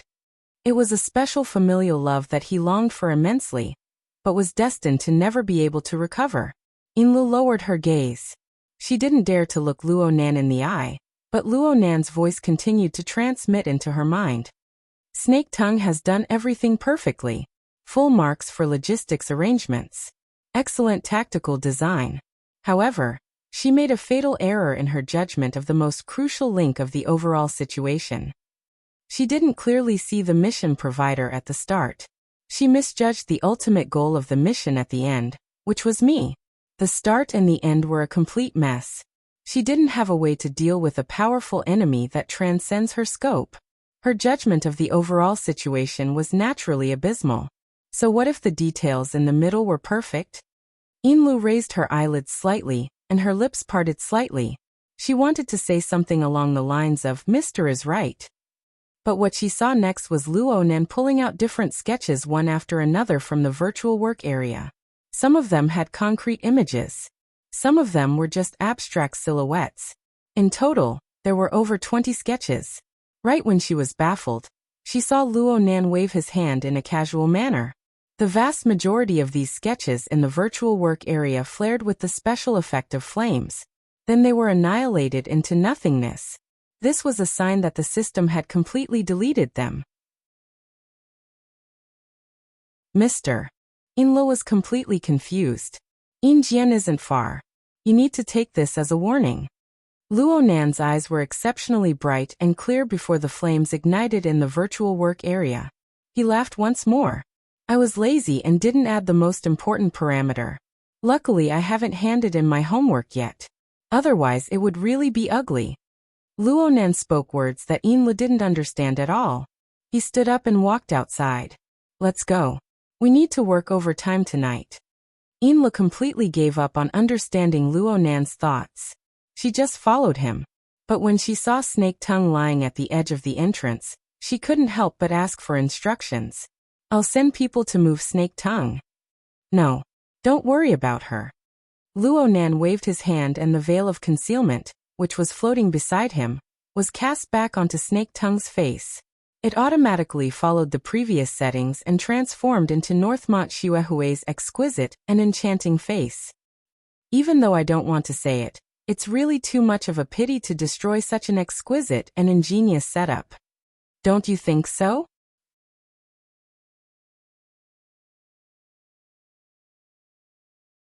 Chapter 744. Snake Tongue wasn't sure if she was still alive. Her soul had already been in an out-of-body state for over half a year. To be precise, it had been 183 days. A spellcaster's high-precision perception of changes in the world allowed her to be like a clock, meticulously recording the passage of time. But right now, the only reference for this ability was herself. From the looks of it, the only effect it had was a meaningless record of death. She didn't know if this had already broken the records of the inner world, but she knew that her condition was very, very bad. Perhaps she was only one step away from death. It was still the same question. Was she really still alive? Legends of undead immortals had been passed down in East Asian cultures since ancient times. Although the details were different, the general idea was that cultivators abandoned their fleshly bodies, and their souls left their bodies to roam between heaven and earth. Because of this, they possessed inconceivable divine abilities. But the trajectory of their lives unexpectedly drew a parabola. At the end, they fell into the abyss of despair. Perhaps in a few years or a few decades, Snake Tongue's example would be added to the footnotes of undead immortals. But the most likely outcome for her would be the same as the swirling and tearing clouds in front of her. She would be silently annihilated without the slightest trace. One didn't need any precise perception to determine the rate at which a spirit body decayed. Her time approached with each passing day, and her body gradually lost the ability to move independently. Therefore, for the past 2 days, Snake Tongue was no longer like a spirit that followed Gongqi around in the cloud world. Gongqi was indifferent to this. The relationship between Snake Tongue and Gongqi had already undergone a clear change. Moreover, it was a destructive result. On Snake Tongue's side, there was hope and despair, vigilance and numbness. On Gongqi's side, half a year had passed. No matter how gloomy and ruthless he was, it was impossible for him to perfectly control his emotions at all times. Bewilderment, fear, irritation, and anxiety. These negative elements were like prisoners. Bit by bit, they scattered out and were received by Snake Tongue. Finally, on a certain day, at a certain moment, these accumulated elements broke through the limits of the hope in Snake Tongue's heart. The net of her will was finally unable to bear the truth of despair. Snake Tongue erupted. She questioned Gongqi's lack of progress over the past half a year. Of course, she also questioned the substance of Gongqi's activities here. Then the truth of everything was revealed. Gongqi, this insufferably arrogant extraordinary who seemed to have a card up his sleeve, was actually just a prisoner trapped in this cloudy world. The two circumstances weren't fundamentally different, just that Gongqi's reliance on his flesh shell was a bit less, and his arrangements for his escape were a bit more stable. He had the ability user association as his backing, and so on. When all these things add up, it's actually a qualitative difference. The difference was so great that it made Snake Tongue jealous. Jealous to the point of insanity. Gongqi had the ability user association behind him, while she was just a lone wandering soul. She didn't have anyone she could fully trust, nor did she have the strength to back up her trust. Even if she had a grade B Cursmancer who was extremely rare in the inner plane, she could only carefully manage her own base between the cracks of various factions. After so many years, she had only managed to find a seemingly loyal, but actually more and more unfathomable mutated tree demon. She had only managed to build a small, insignificant church with some deceptive designs. In the out-of-body state, she could use these designs to last 2 months, 3 months, or at most half a year. There was simply no meaning in continuing to prolong it. She even felt that even if she immediately broke free and returned her spirit body to her body, with her current state, the greatest possibility was that she would die along with her fleshly body. So I can already be considered dead, right? A good swimmer drowns. The meaning of my life is to embellish those absurd legends, right? Snake Tongue chuckled softly. The emotions she felt in her spirit body state were nothing more than remnants of human habits. Every bit of these habitual traces consumed a certain amount of energy. Correspondingly, when the energy was consumed to the point where it wasn't enough to maintain the foundation of her spirit body, these habitual traces could only be regarded as meaningless, superfluous, and disperse first. I'm already dead. Snake Tongue came to this conclusion. If she had a choice, she would have already taken her own life. But the current situation was that her spirit body was wrapped in a layer of light muslin that was hard to fathom. The muslin of silence. This reward that Gongqi had given her in advance had now become a shackle that controlled and monitored her. When Snake Tongue was at her peak, she could still set up a shielding layer to block and interfere with her. But now she was so weak that she had to rely on the muslin of silence to ensure that her spirit body didn't collapse. Conversely, she couldn't make her spirit body collapse even if she wanted to. This strange item was gradually corroding the structure of her spirit body. As a curse master, Snake Tongue could guess Gongqi's plans. Perhaps before long, she would only be able to continue existing between heaven and earth in a distorted form like an artifact spirit. This was something she feared even more than death. Unfortunately, she didn't have the strength to retaliate. Why had she fallen to such a state? Her reflection had just begun when Snake Tongue's subjective thoughts intentionally cut it short. She didn't want to engage in these meaningless thoughts. Apart from continuing to consume her soul force, it would cause her to rapidly and continuously approach that pitiful artifact spirit. She emptied her mind and silently curled up under the muslin of silence. She watched the surrounding clouds surge and tear apart before drifting away. Gradually, her mind became somewhat absent-minded. Perhaps dissipating like this wasn't a bad thing. The moment her consciousness collapsed might be true liberation. Snake Tongue was absent-minded and absent-minded. Her mind seemed to truly dissipate along with the clouds in this strange and despairing void. And in the chaotic prelude to the complete destruction of nothingness, and the complete arrival of chaos, a color completely different from the white clouds and bloody light she was accustomed to seeped in. It was like splashing ink, instantly rendering the edge of her perception. An illogical change of situation. It was a dream. Snake Tongue had a dream. She dreamed of Sakura City. She dreamed of the shrine she lived in during her youth. She dreamed of the clear ripples of North Mountain Lake. She dreamed of the color of night that blended perfectly with the lake water. Under the hazy curtain of darkness, she calmly walked on a tree-lined road. The cool breeze that blew against her face carried the fresh scent of a fragrant camphor tree in the middle of its flowering season. Zhou Weiman seemed honest and sincere, but he was a freak that wasn't worthy of trust. It was this point that gave people a favorable impression of him. Mrs. Yamamoto snorted at her. Her face, which couldn't even be supported by hyaluronic acid, was filled with jealousy. Right. She was also Northmont Yuahui. In her early years, in order to conceal her identity, she had personally operated a fake body to satisfy the desires of a few young girls. That was an age of freedom. She could freely switch between two identities, and she could casually tease those foolish people who were drowned in money, beauty, and power. Now that she thought back to those days, she felt that they were quite pleasant. But unknowingly, her happy life had ended. It was probably after she became a B-rank curse mage that she began to have even greater ambitions towards cultivation. She wholeheartedly worked hard to climb even higher peaks. Snake Tongue, who was also Northmont Yuahui, had returned home while drifting through her memories. Up until now, everything had been fine. She put down her handbag and bent over to change her shoes. In the next moment, the attack arrived. Snake Tongue was absent-minded once more because her instinctive reaction was completely ineffective. Her defensive counterattack had been completely reduced to nothingness. And what appeared before her eyes was a scene that seemed so real that it bordered on absurdity. That's right, am I dreaming? This dream was so real that it caused one to tremble.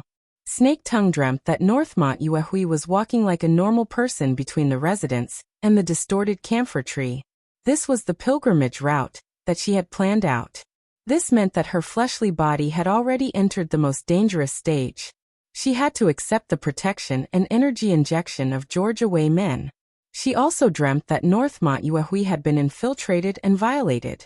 The irony was that the intruder was actually a high-ranking cadre of the Myriad Spirit Order that she had single-handedly created. Georgia Wei men had made a move. This was within reason. But it could be seen that after that bastard had seized the life of a high-ranking cadre of the Order, he hadn't left Northmont Yuahui any leftovers. And when the chaotic situation ended, only Northmont Yuahui remained in the messy residence. This was her body, which had exhausted the last shred of its strength, making a final struggle. It can't be like this. I have to get up. Snake Tongue had enough of this dream. She could imagine the fate of her body in her mind, but she really couldn't bear to see such a realistic and absurd scene play out before her eyes. At this moment, she merged with Northmont Yuahui and struggled with all her might, even though she knew that struggling in a dream was meaningless. Then it moved. Her fingertips moved. In the dream, Northmont Yuahui was dumbfounded. In the cloud world, Snake Tongue was also dumbfounded. The entire world, regardless of whether it was real or fake, seemed to freeze. Countless thoughts rose and fell in succession. She pushed Snake Tongue to try again and again, but the result made her go crazy. What was this? What was this? If she was watching a movie that had nothing to do with her, if she was only going to endure the torture of the scene, then Snake Tongue would have accepted it. But what was going on with this ambiguous situation?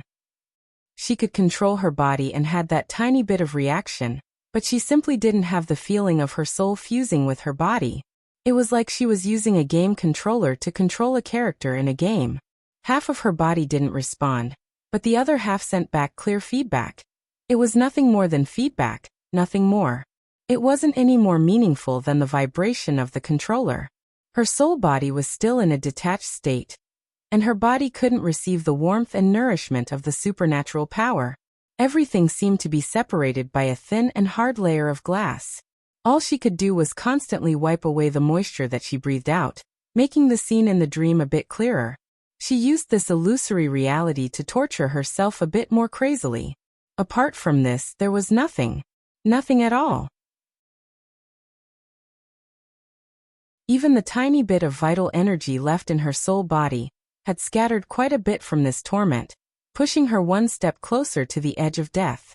Reality and fiction, hope and despair, were separated by a layer of a dream.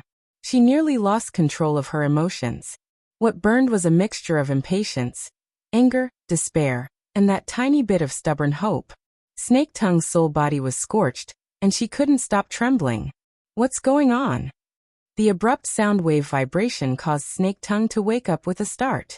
Gong Qi's cold face shattered the dream that made one go crazy and despair. This powerful person still maintained the strength of an extraordinary. Even though he was in his soul-body state, his gaze was still as focused as before. Dense clouds of doubt tumbled within. Snake Tongue stared at him until Gong Qi's gaze turned a bit colder. What did you do? Oh, he didn't know. The veil of silence was constantly monitoring her, but she hadn't discovered any clues. Was it really just a dream? This was what Snake Tongue thought and said. I'm dreaming. I'm dreaming that I'm going to die. Snake Tongue suddenly felt that it was extremely comical when she saw Gong Qi's instant bewilderment. She laughed loudly, and her soul body was like a candle flame in the wind, swaying in the violent winds above the clouds. Gong Qi looked at her, speechless. Regardless of whether it was the violent winds above the clouds or the laughter, it was impossible for them to be transmitted to another spacetime. However, there were some special psychic waves that possessed even more marvelous radiation and penetrative properties. Fan Lu suddenly opened his eyes in the Lake City region of Earth, which was completely unrelated to the cloud world. He could see that the main body of the world was still dark, but the rampant spotlights and noisy music painted the environment into a nightclub atmosphere. That's right, this is the nightclub. How did I get here? Oh, after sending off the boss, he came back to greet that lunatic centaur. In the end, that fellow maintained a high level of excitement for a long time. He forcefully dragged him and Little Zhao, who had hurried over to support him, to the highest-class nightclub in Lake City to drink and celebrate. Little Zhao was already hanging in the corner. As for Fan Lu himself, he seemed to have fallen asleep and had a dream. Dream. What did he dream of again? The alcohol stimulated part of his brain to slow down. Fan Lu already had no sensitivity towards the vague memories of his dream. He didn't wait for him to be more clear-headed. A grimace painted with blush, eyebrow pencil, and lipstick suddenly blocked his eyes. The grimace opened its mouth and roared. Get up and get high. F***CK, what a nightmare. What the hell are you doing, centaur? That's right, there seemed to be a centaur in his dream. That fellow was messing around in the old base. Fan Lu's thoughts were broken again. In reality, the centaur in the real world was grabbing his shoulder and shaking him violently. The shaking made the 1 kilogram of alcohol that he had just poured into his mouth want to be sprayed onto the ugly face in front of him. If that happened, he would be dead for sure. Fan Lu decided to go out and sober up. He could actually dream of this centaur. If he continued to play with this lunatic, he might take the initiative to drill into the gene modification room. He covered his mouth and waved his hand to push away the centaur. He hurriedly got up and walked out. However, just as he took a step, he was grabbed by the back of his collar and forcefully pulled back.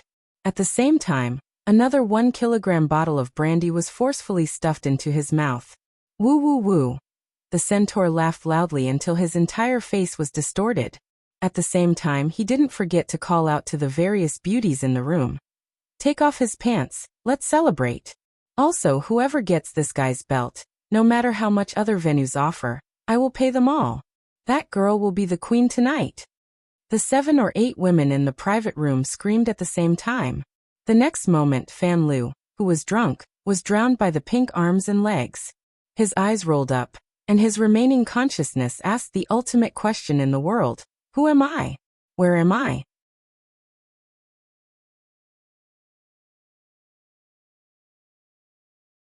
Chapter 745.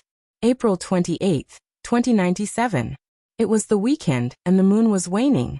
However, it was still a bright moon that did not fall at night. Whether it was on the shore or on the lake, the view was flat. The lake and the sky seemed to be devoid of dust. In Bancheng, such moonlight was said to be able to shine through the Beishan Lake and reach the ruins of the ancient capital under the lake. Therefore, many Bancheng residents went on a family trip to the Beishan Lake to enjoy the scenery of moon overlooking Mountain Island. There were also people who set off fireworks or took a boat to the lake until the latter half of the night.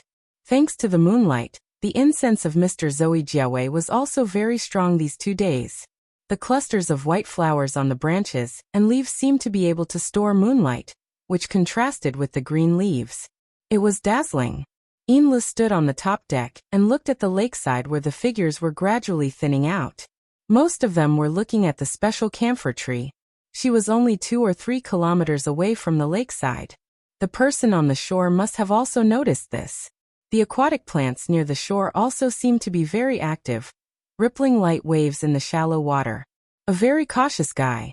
Inlo had no intention of challenging Zoe Jiawei's vigilance. Speaking of which, it should have been scared out of its wits in the past 2 days. Well, the surrounding residents were actually not having a good time. However, everyone was muddle-headed and forgot everything when they woke up. If you insist on being isolated from the world, then you can't blame others. With a smile, Inlu sent a signal to the crew. The ray yacht turned around. Like a dolphin, it swam on the sparkling Beishan Lake, showing off its skills and breaking through the waves. Soon, it left the trees and stone embankment on the southern shore behind. However, at this time, Inli's mind still maintained a vague connection with the other side. She herself did not have this ability. What she relied on was the Blood Soul Temple in the Abyss District. It was through the magic of the Blood Soul Temple that she could collect the restless emotions that were constantly gathering and pressurizing in the relatively vast area on the southern shore of the Beishan Lake. It originated from the dream. In front of Inlu, the virtual workspace was always lit, forming a beautiful light-color balance with the sprinkling moonlight. In addition, a virtual keyboard was also projected. Inli's slender fingers danced on the keyboard as she drafted the letter. Inlu chose to use this retro method to sort out what she had done, experienced, and guessed in the 3 days since she arrived in Bancheng City. She wanted to find a connection and better explain it to her boss who was thousands of kilometers away. So far, only 25% of the total budget of the operation has been spent. Practically every item is below expectations. Aside from the basic consumables, this item has already exceeded the budget by 4 times. Mr. Luonan has displayed astonishing efficiency, both in the way he arrived in Bancheng City and in the way he acted after arriving. It only took him an hour to achieve the basic goal that he had set in the beginning. All the time that followed was spent on arduous and monotonous cultivation and experiments. Inlu finished inspecting the draft from before. She pondered for a bit before continuing to write. I believe that Mr. Luo Nan possesses a type of talent. There is certainly a logic system within his brain that we are unable to comprehend. I have eliminated words like divinity, omniscience, and so on. This is because I have seen Mr. Luo Nan repeatedly make inconceivable judgments. He takes a long time to think and then verify things. He still retains the habits of thinking similar to humans, but his methods are very different. Right now, the yacht had slightly changed its direction, and the angle of the moonlight was slightly different. The virtual workspace automatically adjusted the brightness of the colors, forming a faint wave-like fluctuation. The speed of Inli's fingers was not affected. On the contrary, when it came to the current domain, the magical experiences of the past few days surged up in her mind, forcing her to not even think about words and forming sentences. She only wanted to pour out her thoughts. I have seen at least 2 different modes of thinking related to Mr. Luo Nan's thinking. The first one is the configuration of thinking that the order needs the most urgently. I believe that Mr. Luo Nan already possesses a highly mature system model in this domain. In his eyes, all material and mental structures, including the forms of actions of supernatural powers, can be classified as configuration problems. I have mentioned the complex relationship between snake tongue and the mutated camphor tree. I hope that my description won't cause you any trouble. In fact, the words I use to express myself are merely a clumsy description of the configuration diagram that Mr. Luonan drew. Inla didn't bother to express anything here. She just inserted the 3D configuration diagram that Luonan had drawn 2 days ago in response to this problem as an attachment. The automatic layout effect was very dazzling. Even the plain text seemed to jump. The maze-like configuration diagram didn't show the image of a large tree or a beauty at all. It was more like the perspective diagram of some kind of complicated machine. According to Luonan, the diagram included the dynamic energy of Snake Tongue's body and the camphor tree that was several kilometers away. It also included the interaction of this model with the surrounding environment. They could be direct and orderly arranged. They could be disassembled and reassembled. They could be optimized according to a set of rules, forming a system that was even more closely related. These were all Luonan's explanations and demonstrations. Inla could only accept and copy everything. After doing all this, Inla quickly got rid of this domain that she wasn't good at. She began to talk about another matter that she was more concerned about. It was also a peculiar process that she was still pushing forward.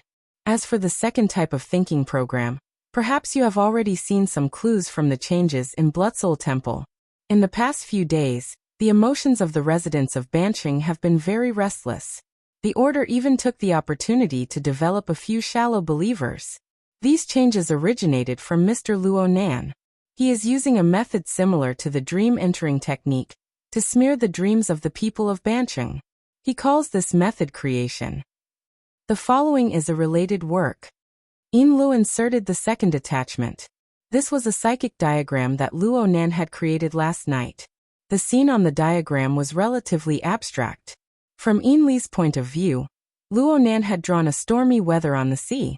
The silhouette of a giant ship teetered on the crest of the waves. But the most eye-catching thing on the diagram was the 3 sets of dusky pillars of air. They were like 3 scattered sea tornadoes, occupying more than half of the space in the diagram. Luonan didn't deliberately hide his methods. He even took the initiative to invite Inlu to look at it. He said that she could interpret it from many angles. This was why Inlu dared to pass this psychic diagram to Lady Halder. She even added her own judgment. She didn't try to forcefully interpret the psychic diagram. Instead, she talked about her impression of Luonan as a whole. I feel that Mr. Luonan has a strange sense of dislocation. He clearly possesses inconceivable talent and ability. He also firmly believes in his own unique logic system. But he often unconsciously underestimates his own strength and the effects of his actions when making specific judgments. With Mr. Luonan's perception and judgment, this sort of dislocation shouldn't have occurred. Perhaps there is a problem with the frame of reference he chose. I believe that Mr. Luonan is currently facing enormous pressure. From what I've seen, he's abandoned all forms of entertainment in Bancheng. Aside from those thoughts that are hard to understand, he's engaged in high-intensity training between the 2 energy centers. He's extremely nervous. He's as taut as a bow. It's as if he's going to fight a life-or-death enemy at any moment. But the horned demons that have been running rampant these past few days simply don't have the qualifications to become his enemy. I'm unable to determine where his enemy is coming from, but the bottom line of my judgment is that it's an extraordinary level character. But what makes me very puzzled is that with Mr. Luonan's transcendent status in the Xia City branch, 1 or 2 extraordinaries aren't enough to give him such enormous pressure. Then I consider the secretive nature of Mr. Luonan's activities in Bancheng. So I have a guess. It's very likely that he wants to face an opponent that he can't reveal to outsiders. Considering the public nature of his conflict with Quantum Corporation and the Order of Justice, it's unlikely that the enemy comes from these 2 powers. Then it's very likely that the enemy comes from within the Ability User Association system. Of course, it's also possible that it involves some secret interests that can't be revealed to outsiders. This guess can explain the problem of the frame of reference.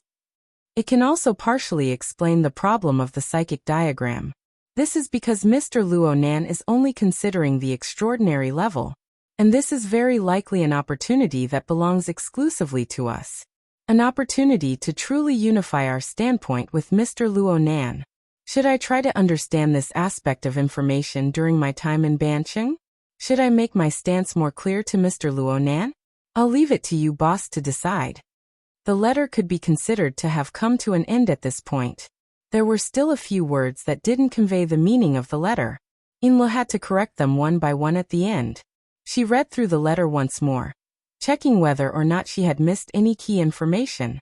But the more she read, the more subtle the feeling became. She seemed to have made some sort of misplacement between the lines of the letter. It was in the aspect of standpoint. Inla was a bit absent-minded. And at this time, the speed of the yacht suddenly dropped significantly. It soon came to a stop. She furrowed her brows. She was just about to contact the head of the crew when a message came from the other side. A strong magnetic field has appeared in the surrounding area. The electronic equipment on the ship has been disturbed. It seems that cruising has arrived nearby. Is that so? Inla got up. Because she was looking down from a high vantage point, her field of vision was wide. Her gaze moved a bit, and she saw a strange bubble suddenly bubbling up on the surface of the lake in the distance. The surface of the lake began to ripple. Half a second later, under the illumination of the moonlight, a certain shadowy structure that was still very stubborn emerged from the surface of the lake. It floated up step by step. Inla didn't need to read the follow-up to know that it was a combat machine constructed from flesh and steel. The opponent's body soon completely emerged from the surface of the water. According to the data, the combined weight of flesh and steel should be over 300 kilograms.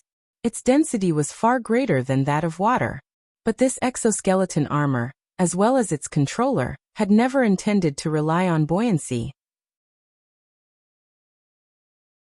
The tough body surpassed the rippling clear water and crushed through the nearly empty transparent air. It slowly rose between the lake and the sky illuminated by the bright moon. It floated in midair. Under the low-power stealth mode, the maglev and jets were always in a closed state. The gloomy multifunctional stealth coating swallowed and distorted the moonlight, making this combat machine appear like a malevolent and oppressive demon. But the surrounding air and lake water faintly resonated. It was as if it had turned into an exclusive choir, singing together in praise of majesty and holiness.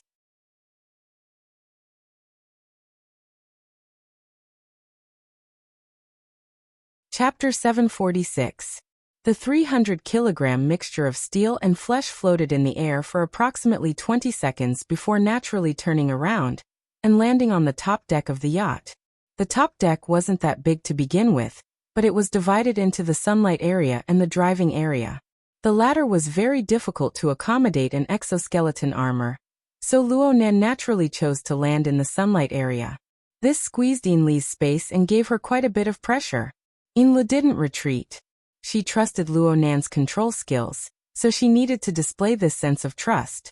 When the exoskeleton armor finally came to a stop, the protruding blades of the side arms were only a few dozen centimeters away from Inli's face. The powerful electromagnetic field, the mutual interference forces of the mental and the material blended together. The sound of electric currents from the driving machinery and the fine grinding sounds of metal components formed a reverberation, pushing the surrounding air molecules to oscillate back and forth. It made her body feel numb, as if she had been electrocuted. This was the truth. What followed was a wave of heat. The outermost layer of flesh and fascia of the exoskeleton armor was finally unable to withstand the repeated pressure of various forces. It was as if it had encountered a high temperature. It was scorched black, curled, and finally burned into ashes. Inla had seen this sort of situation countless times over the past few days. She was already used to it. She didn't even blink. She stood quietly to the side, watching the components of the exoskeleton armor fall off Luo Nan's body one by one. They gradually returned to being neatly arranged components, and were sealed into the metal box formed by the armor's outer shell. The lid of the box closed, but Luo Nan's body still hadn't truly touched the ground. The tips of his feet were suspended in the air, giving off a feeling of weightlessness. Instead, he bore the weight of an incorporeal and powerful force. He rejected the air, the night, and even all external objects, forming a domain of his own that didn't rely on external forces. Even though his floating weight had been reduced by over 200 kilograms, this method of purely relying on his body to resist Earth's gravity shook Ainley's mind, even more than the previous scene of wearing armor. This was truly not relying on external objects. His fleshly body floated in the air. This was an extraordinary power that humans had always yearned for in their dreams since ancient times. Even though they had entered the era of distortion, this sort of ability was still rare. It was also the most eye-catching, especially since Luo Nen didn't use any shortcuts or methods. Instead, he used his control of electromagnetic power to probe into the fundamental plane of the world. He used the most upright methods to form this legendary scene. Of course, Ainlu was envious in her heart. She had also tried flying before, but it was through an out-of-body state. She couldn't understand the similarities and differences between the two, but it must be a wonderful experience. She didn't need to conceal her emotions. She just stood beside Luo Nan's floating body and let out a soft sigh of admiration. Truly inconceivable strength. If I start learning electromagnetic configuration from now on, will I have the chance to replicate your ability in the future, sir? Of course, this is the most basic requirement. Luo Nen let out a long breath. The tips of his feet finally touched the deck, and the powerful electromagnetic field around him gradually subsided. With your relationship with the Blood Soul Temple, you already possess the basic strength of mental interference with matter. As long as I can grasp the basic electromagnetism configuration and learn some transformation techniques, I will definitely be able to fly in the air for a short period of time. As for combat applications, I am currently learning them. Clearly, someone had chosen the wrong frame of reference. Ainlu didn't continue this topic. As a secretary, mentioning herself was actually a way to highlight the brilliance of the boss. It would be too stupid to declare that she wanted to become like the boss, even if she couldn't help but yearn for it. She changed the topic to Luo Nan's practice schedule. Today ended a bit early. Sir, do you have any other plans? Or do you want to rest early? There's news from Xia City. It's a good time for me to change my mind. News. The coordinates of Grandpa's laboratory are up for auction. Luo Nen was too lazy to form a sentence. He just said a few key words. He sat directly on a bench in the sunlit area and relaxed his body. There's finally some news from that side. I think they'll send me an invitation in the near future. Ainlu was even more cautious when dealing with such a sensitive topic. Have you already confirmed the auction house? Yes, the Toyama auction house. It's over at Bin City. Bin City? Ainlu nearly said, what a coincidence. But when she saw Luo Nan's unexpectedly relaxed expression, as well as Luo Nan's increasingly deep eyes, she swallowed back her words. She thought for a bit and said, the Toyama auction house has quite a lot of activities in the inner world. After all, the surroundings of the archipelago are rich in mutant species. A lot of special materials are auctioned there. I remember that their spring auction is about to begin. If it's in Bin City. It might not be in Bin City. Luo Nen faintly smiled. If we play a little bit and add some promotional activities, wouldn't we be able to pull more people onto the ship? Onto the ship. Ainlu subconsciously swept a glance at the yacht beneath her feet. She didn't understand Luo Nan's joke. Mister, if you want to raise funds, Luo Nan directly interrupted her. Why would I need to spend money on my grandfather's things? I just want to see who in the world is the one paying for the sound. Ainlu was unable to grasp Luo Nan's emotions and thoughts. She could only say the most correct words. I'll listen to Mister's instructions in everything. Luo Nen nodded slightly and raised his eyelids. He saw that the lights were still on in the work area. Let alone the words on it. The graphics were very familiar. Report to Mrs. Halder? Yes. Mrs. Halder is very concerned about Mister's situation. Ainlu absolutely wouldn't call Mrs. Halder boss at a time like this. However, Luo Nen wasn't able to understand her meticulous thoughts. Luo Nen didn't have any clear interest in Ainlu's manuscript. He raised his head and rested in the sunlit area, adjusting the state of his body and mind. Oh, the moonlight was shining down right now. Ainlu was certain that Luo Nen didn't care about the matter of the report, but she still didn't close the work area. She just gently walked to Luo Nan's side, bent her legs, and knelt on the bench with one knee. She massaged Luo Nan's shoulders to loosen his muscles. For work like massaging shoulders and massaging back, the most suitable position was naturally at the back. However, the top deck was an inch of gold.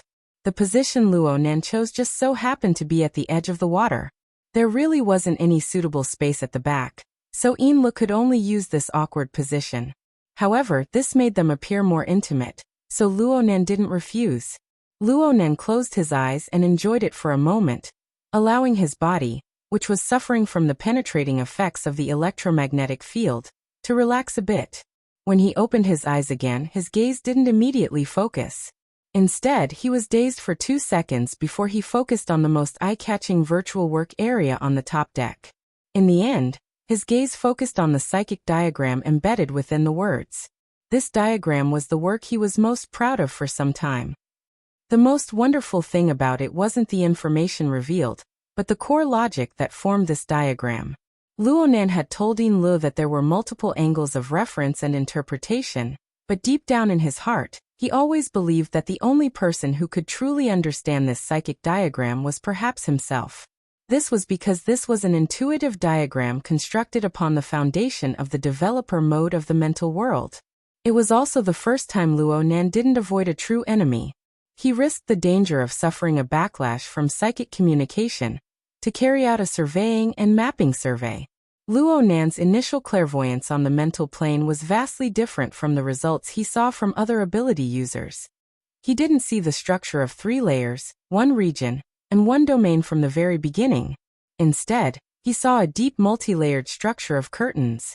Countless curtains fluttered and fluttered within the deep void. They were all independent, layer upon layer, and there was no end to them. However, under the influence of rules and power, several strands would occasionally twist and converge, forming either stable or loose nodes. The vast majority of them were only temporarily adhered together, quickly dispersing on their own. But there were also some that, once twisted together, formed into a dead knot. Brand new rules and laws were solidified, making it hard to separate. Basically, Luo Nan viewed the movements displayed by these curtains as the reflection of extraordinary power on this special plane. Every node that was twisted by the curtains was the result of the extraordinary power of an ability user. It was just like when people explored the abyssal region. Some people were powerful enough to leave behind permanent or semi-permanent solidified configurations in the abyssal region. Some people couldn't even persist for a few milliseconds. Of course, the developer mode of the mental world and the abyssal region couldn't be equated. The former was more like the bottom layer of an operating system. The layers involved were deeper and broader. It was more like the intuitive embodiment of some system rules. Luo Nan viewed this judgment very cautiously, but he would occasionally float. He gave himself the grand title of a man who gazed directly at the truth of the world. This was the first time that Luo Nan's version of the truth of the world was consciously replicated and placed into the psychic diagram. It was precisely because of the display of the information in developer mode that this psychic map showed 3 gigantic sea tornado elements that stood between the sea and the sky. These were 3 powerful extraordinary level enemies that could directly influence the future. The first was naturally Gong Qi of the cloud world. The second was also very clear. It was Luo Yuan, who grasped the dimensional crossbow. As for the third, Luo Nan didn't have a definite target. Instead, he played creatively. He set the target to be the person who drew up the treat plan and the power he represented. He didn't know if the other party was an extraordinary or not, but for a character like Luo Yuan to tacitly cooperate with him, his influence could be imagined. Whether it was in terms of ability or power, it was never wrong to look up to someone. These 3 powers formed the basic structure of the psychic diagram. But from the perspective of composition, the 3 sea tornadoes clearly occupied too much space, destroying the balance of the composition. This also hinted at the conflict between Luo Nan, the true creator, and the actual composition elements. Only after understanding all of this could Luo Nan look at the other elements. The enormous ship that was washed to the top of the waves was a key element that had continued from the beginning of this event. There was nothing much to say about it. What was truly interesting was the throbbing lightning formed by the contrast of light and dark between the layers of clouds, the waves, and the pillars of air. They embodied the tension of the storm in the painting. If one were to analyze it in depth, it would represent some sort of conflict, but it would also represent some sort of connection. Especially between the two pillars of air of Gongqi and Luo Yuan, the lightning trajectories interweaved particularly tightly. You're tuning into the Echoes of the Heart YouTube channel. Don't forget to subscribe and join us on this journey to catch the most captivating stories.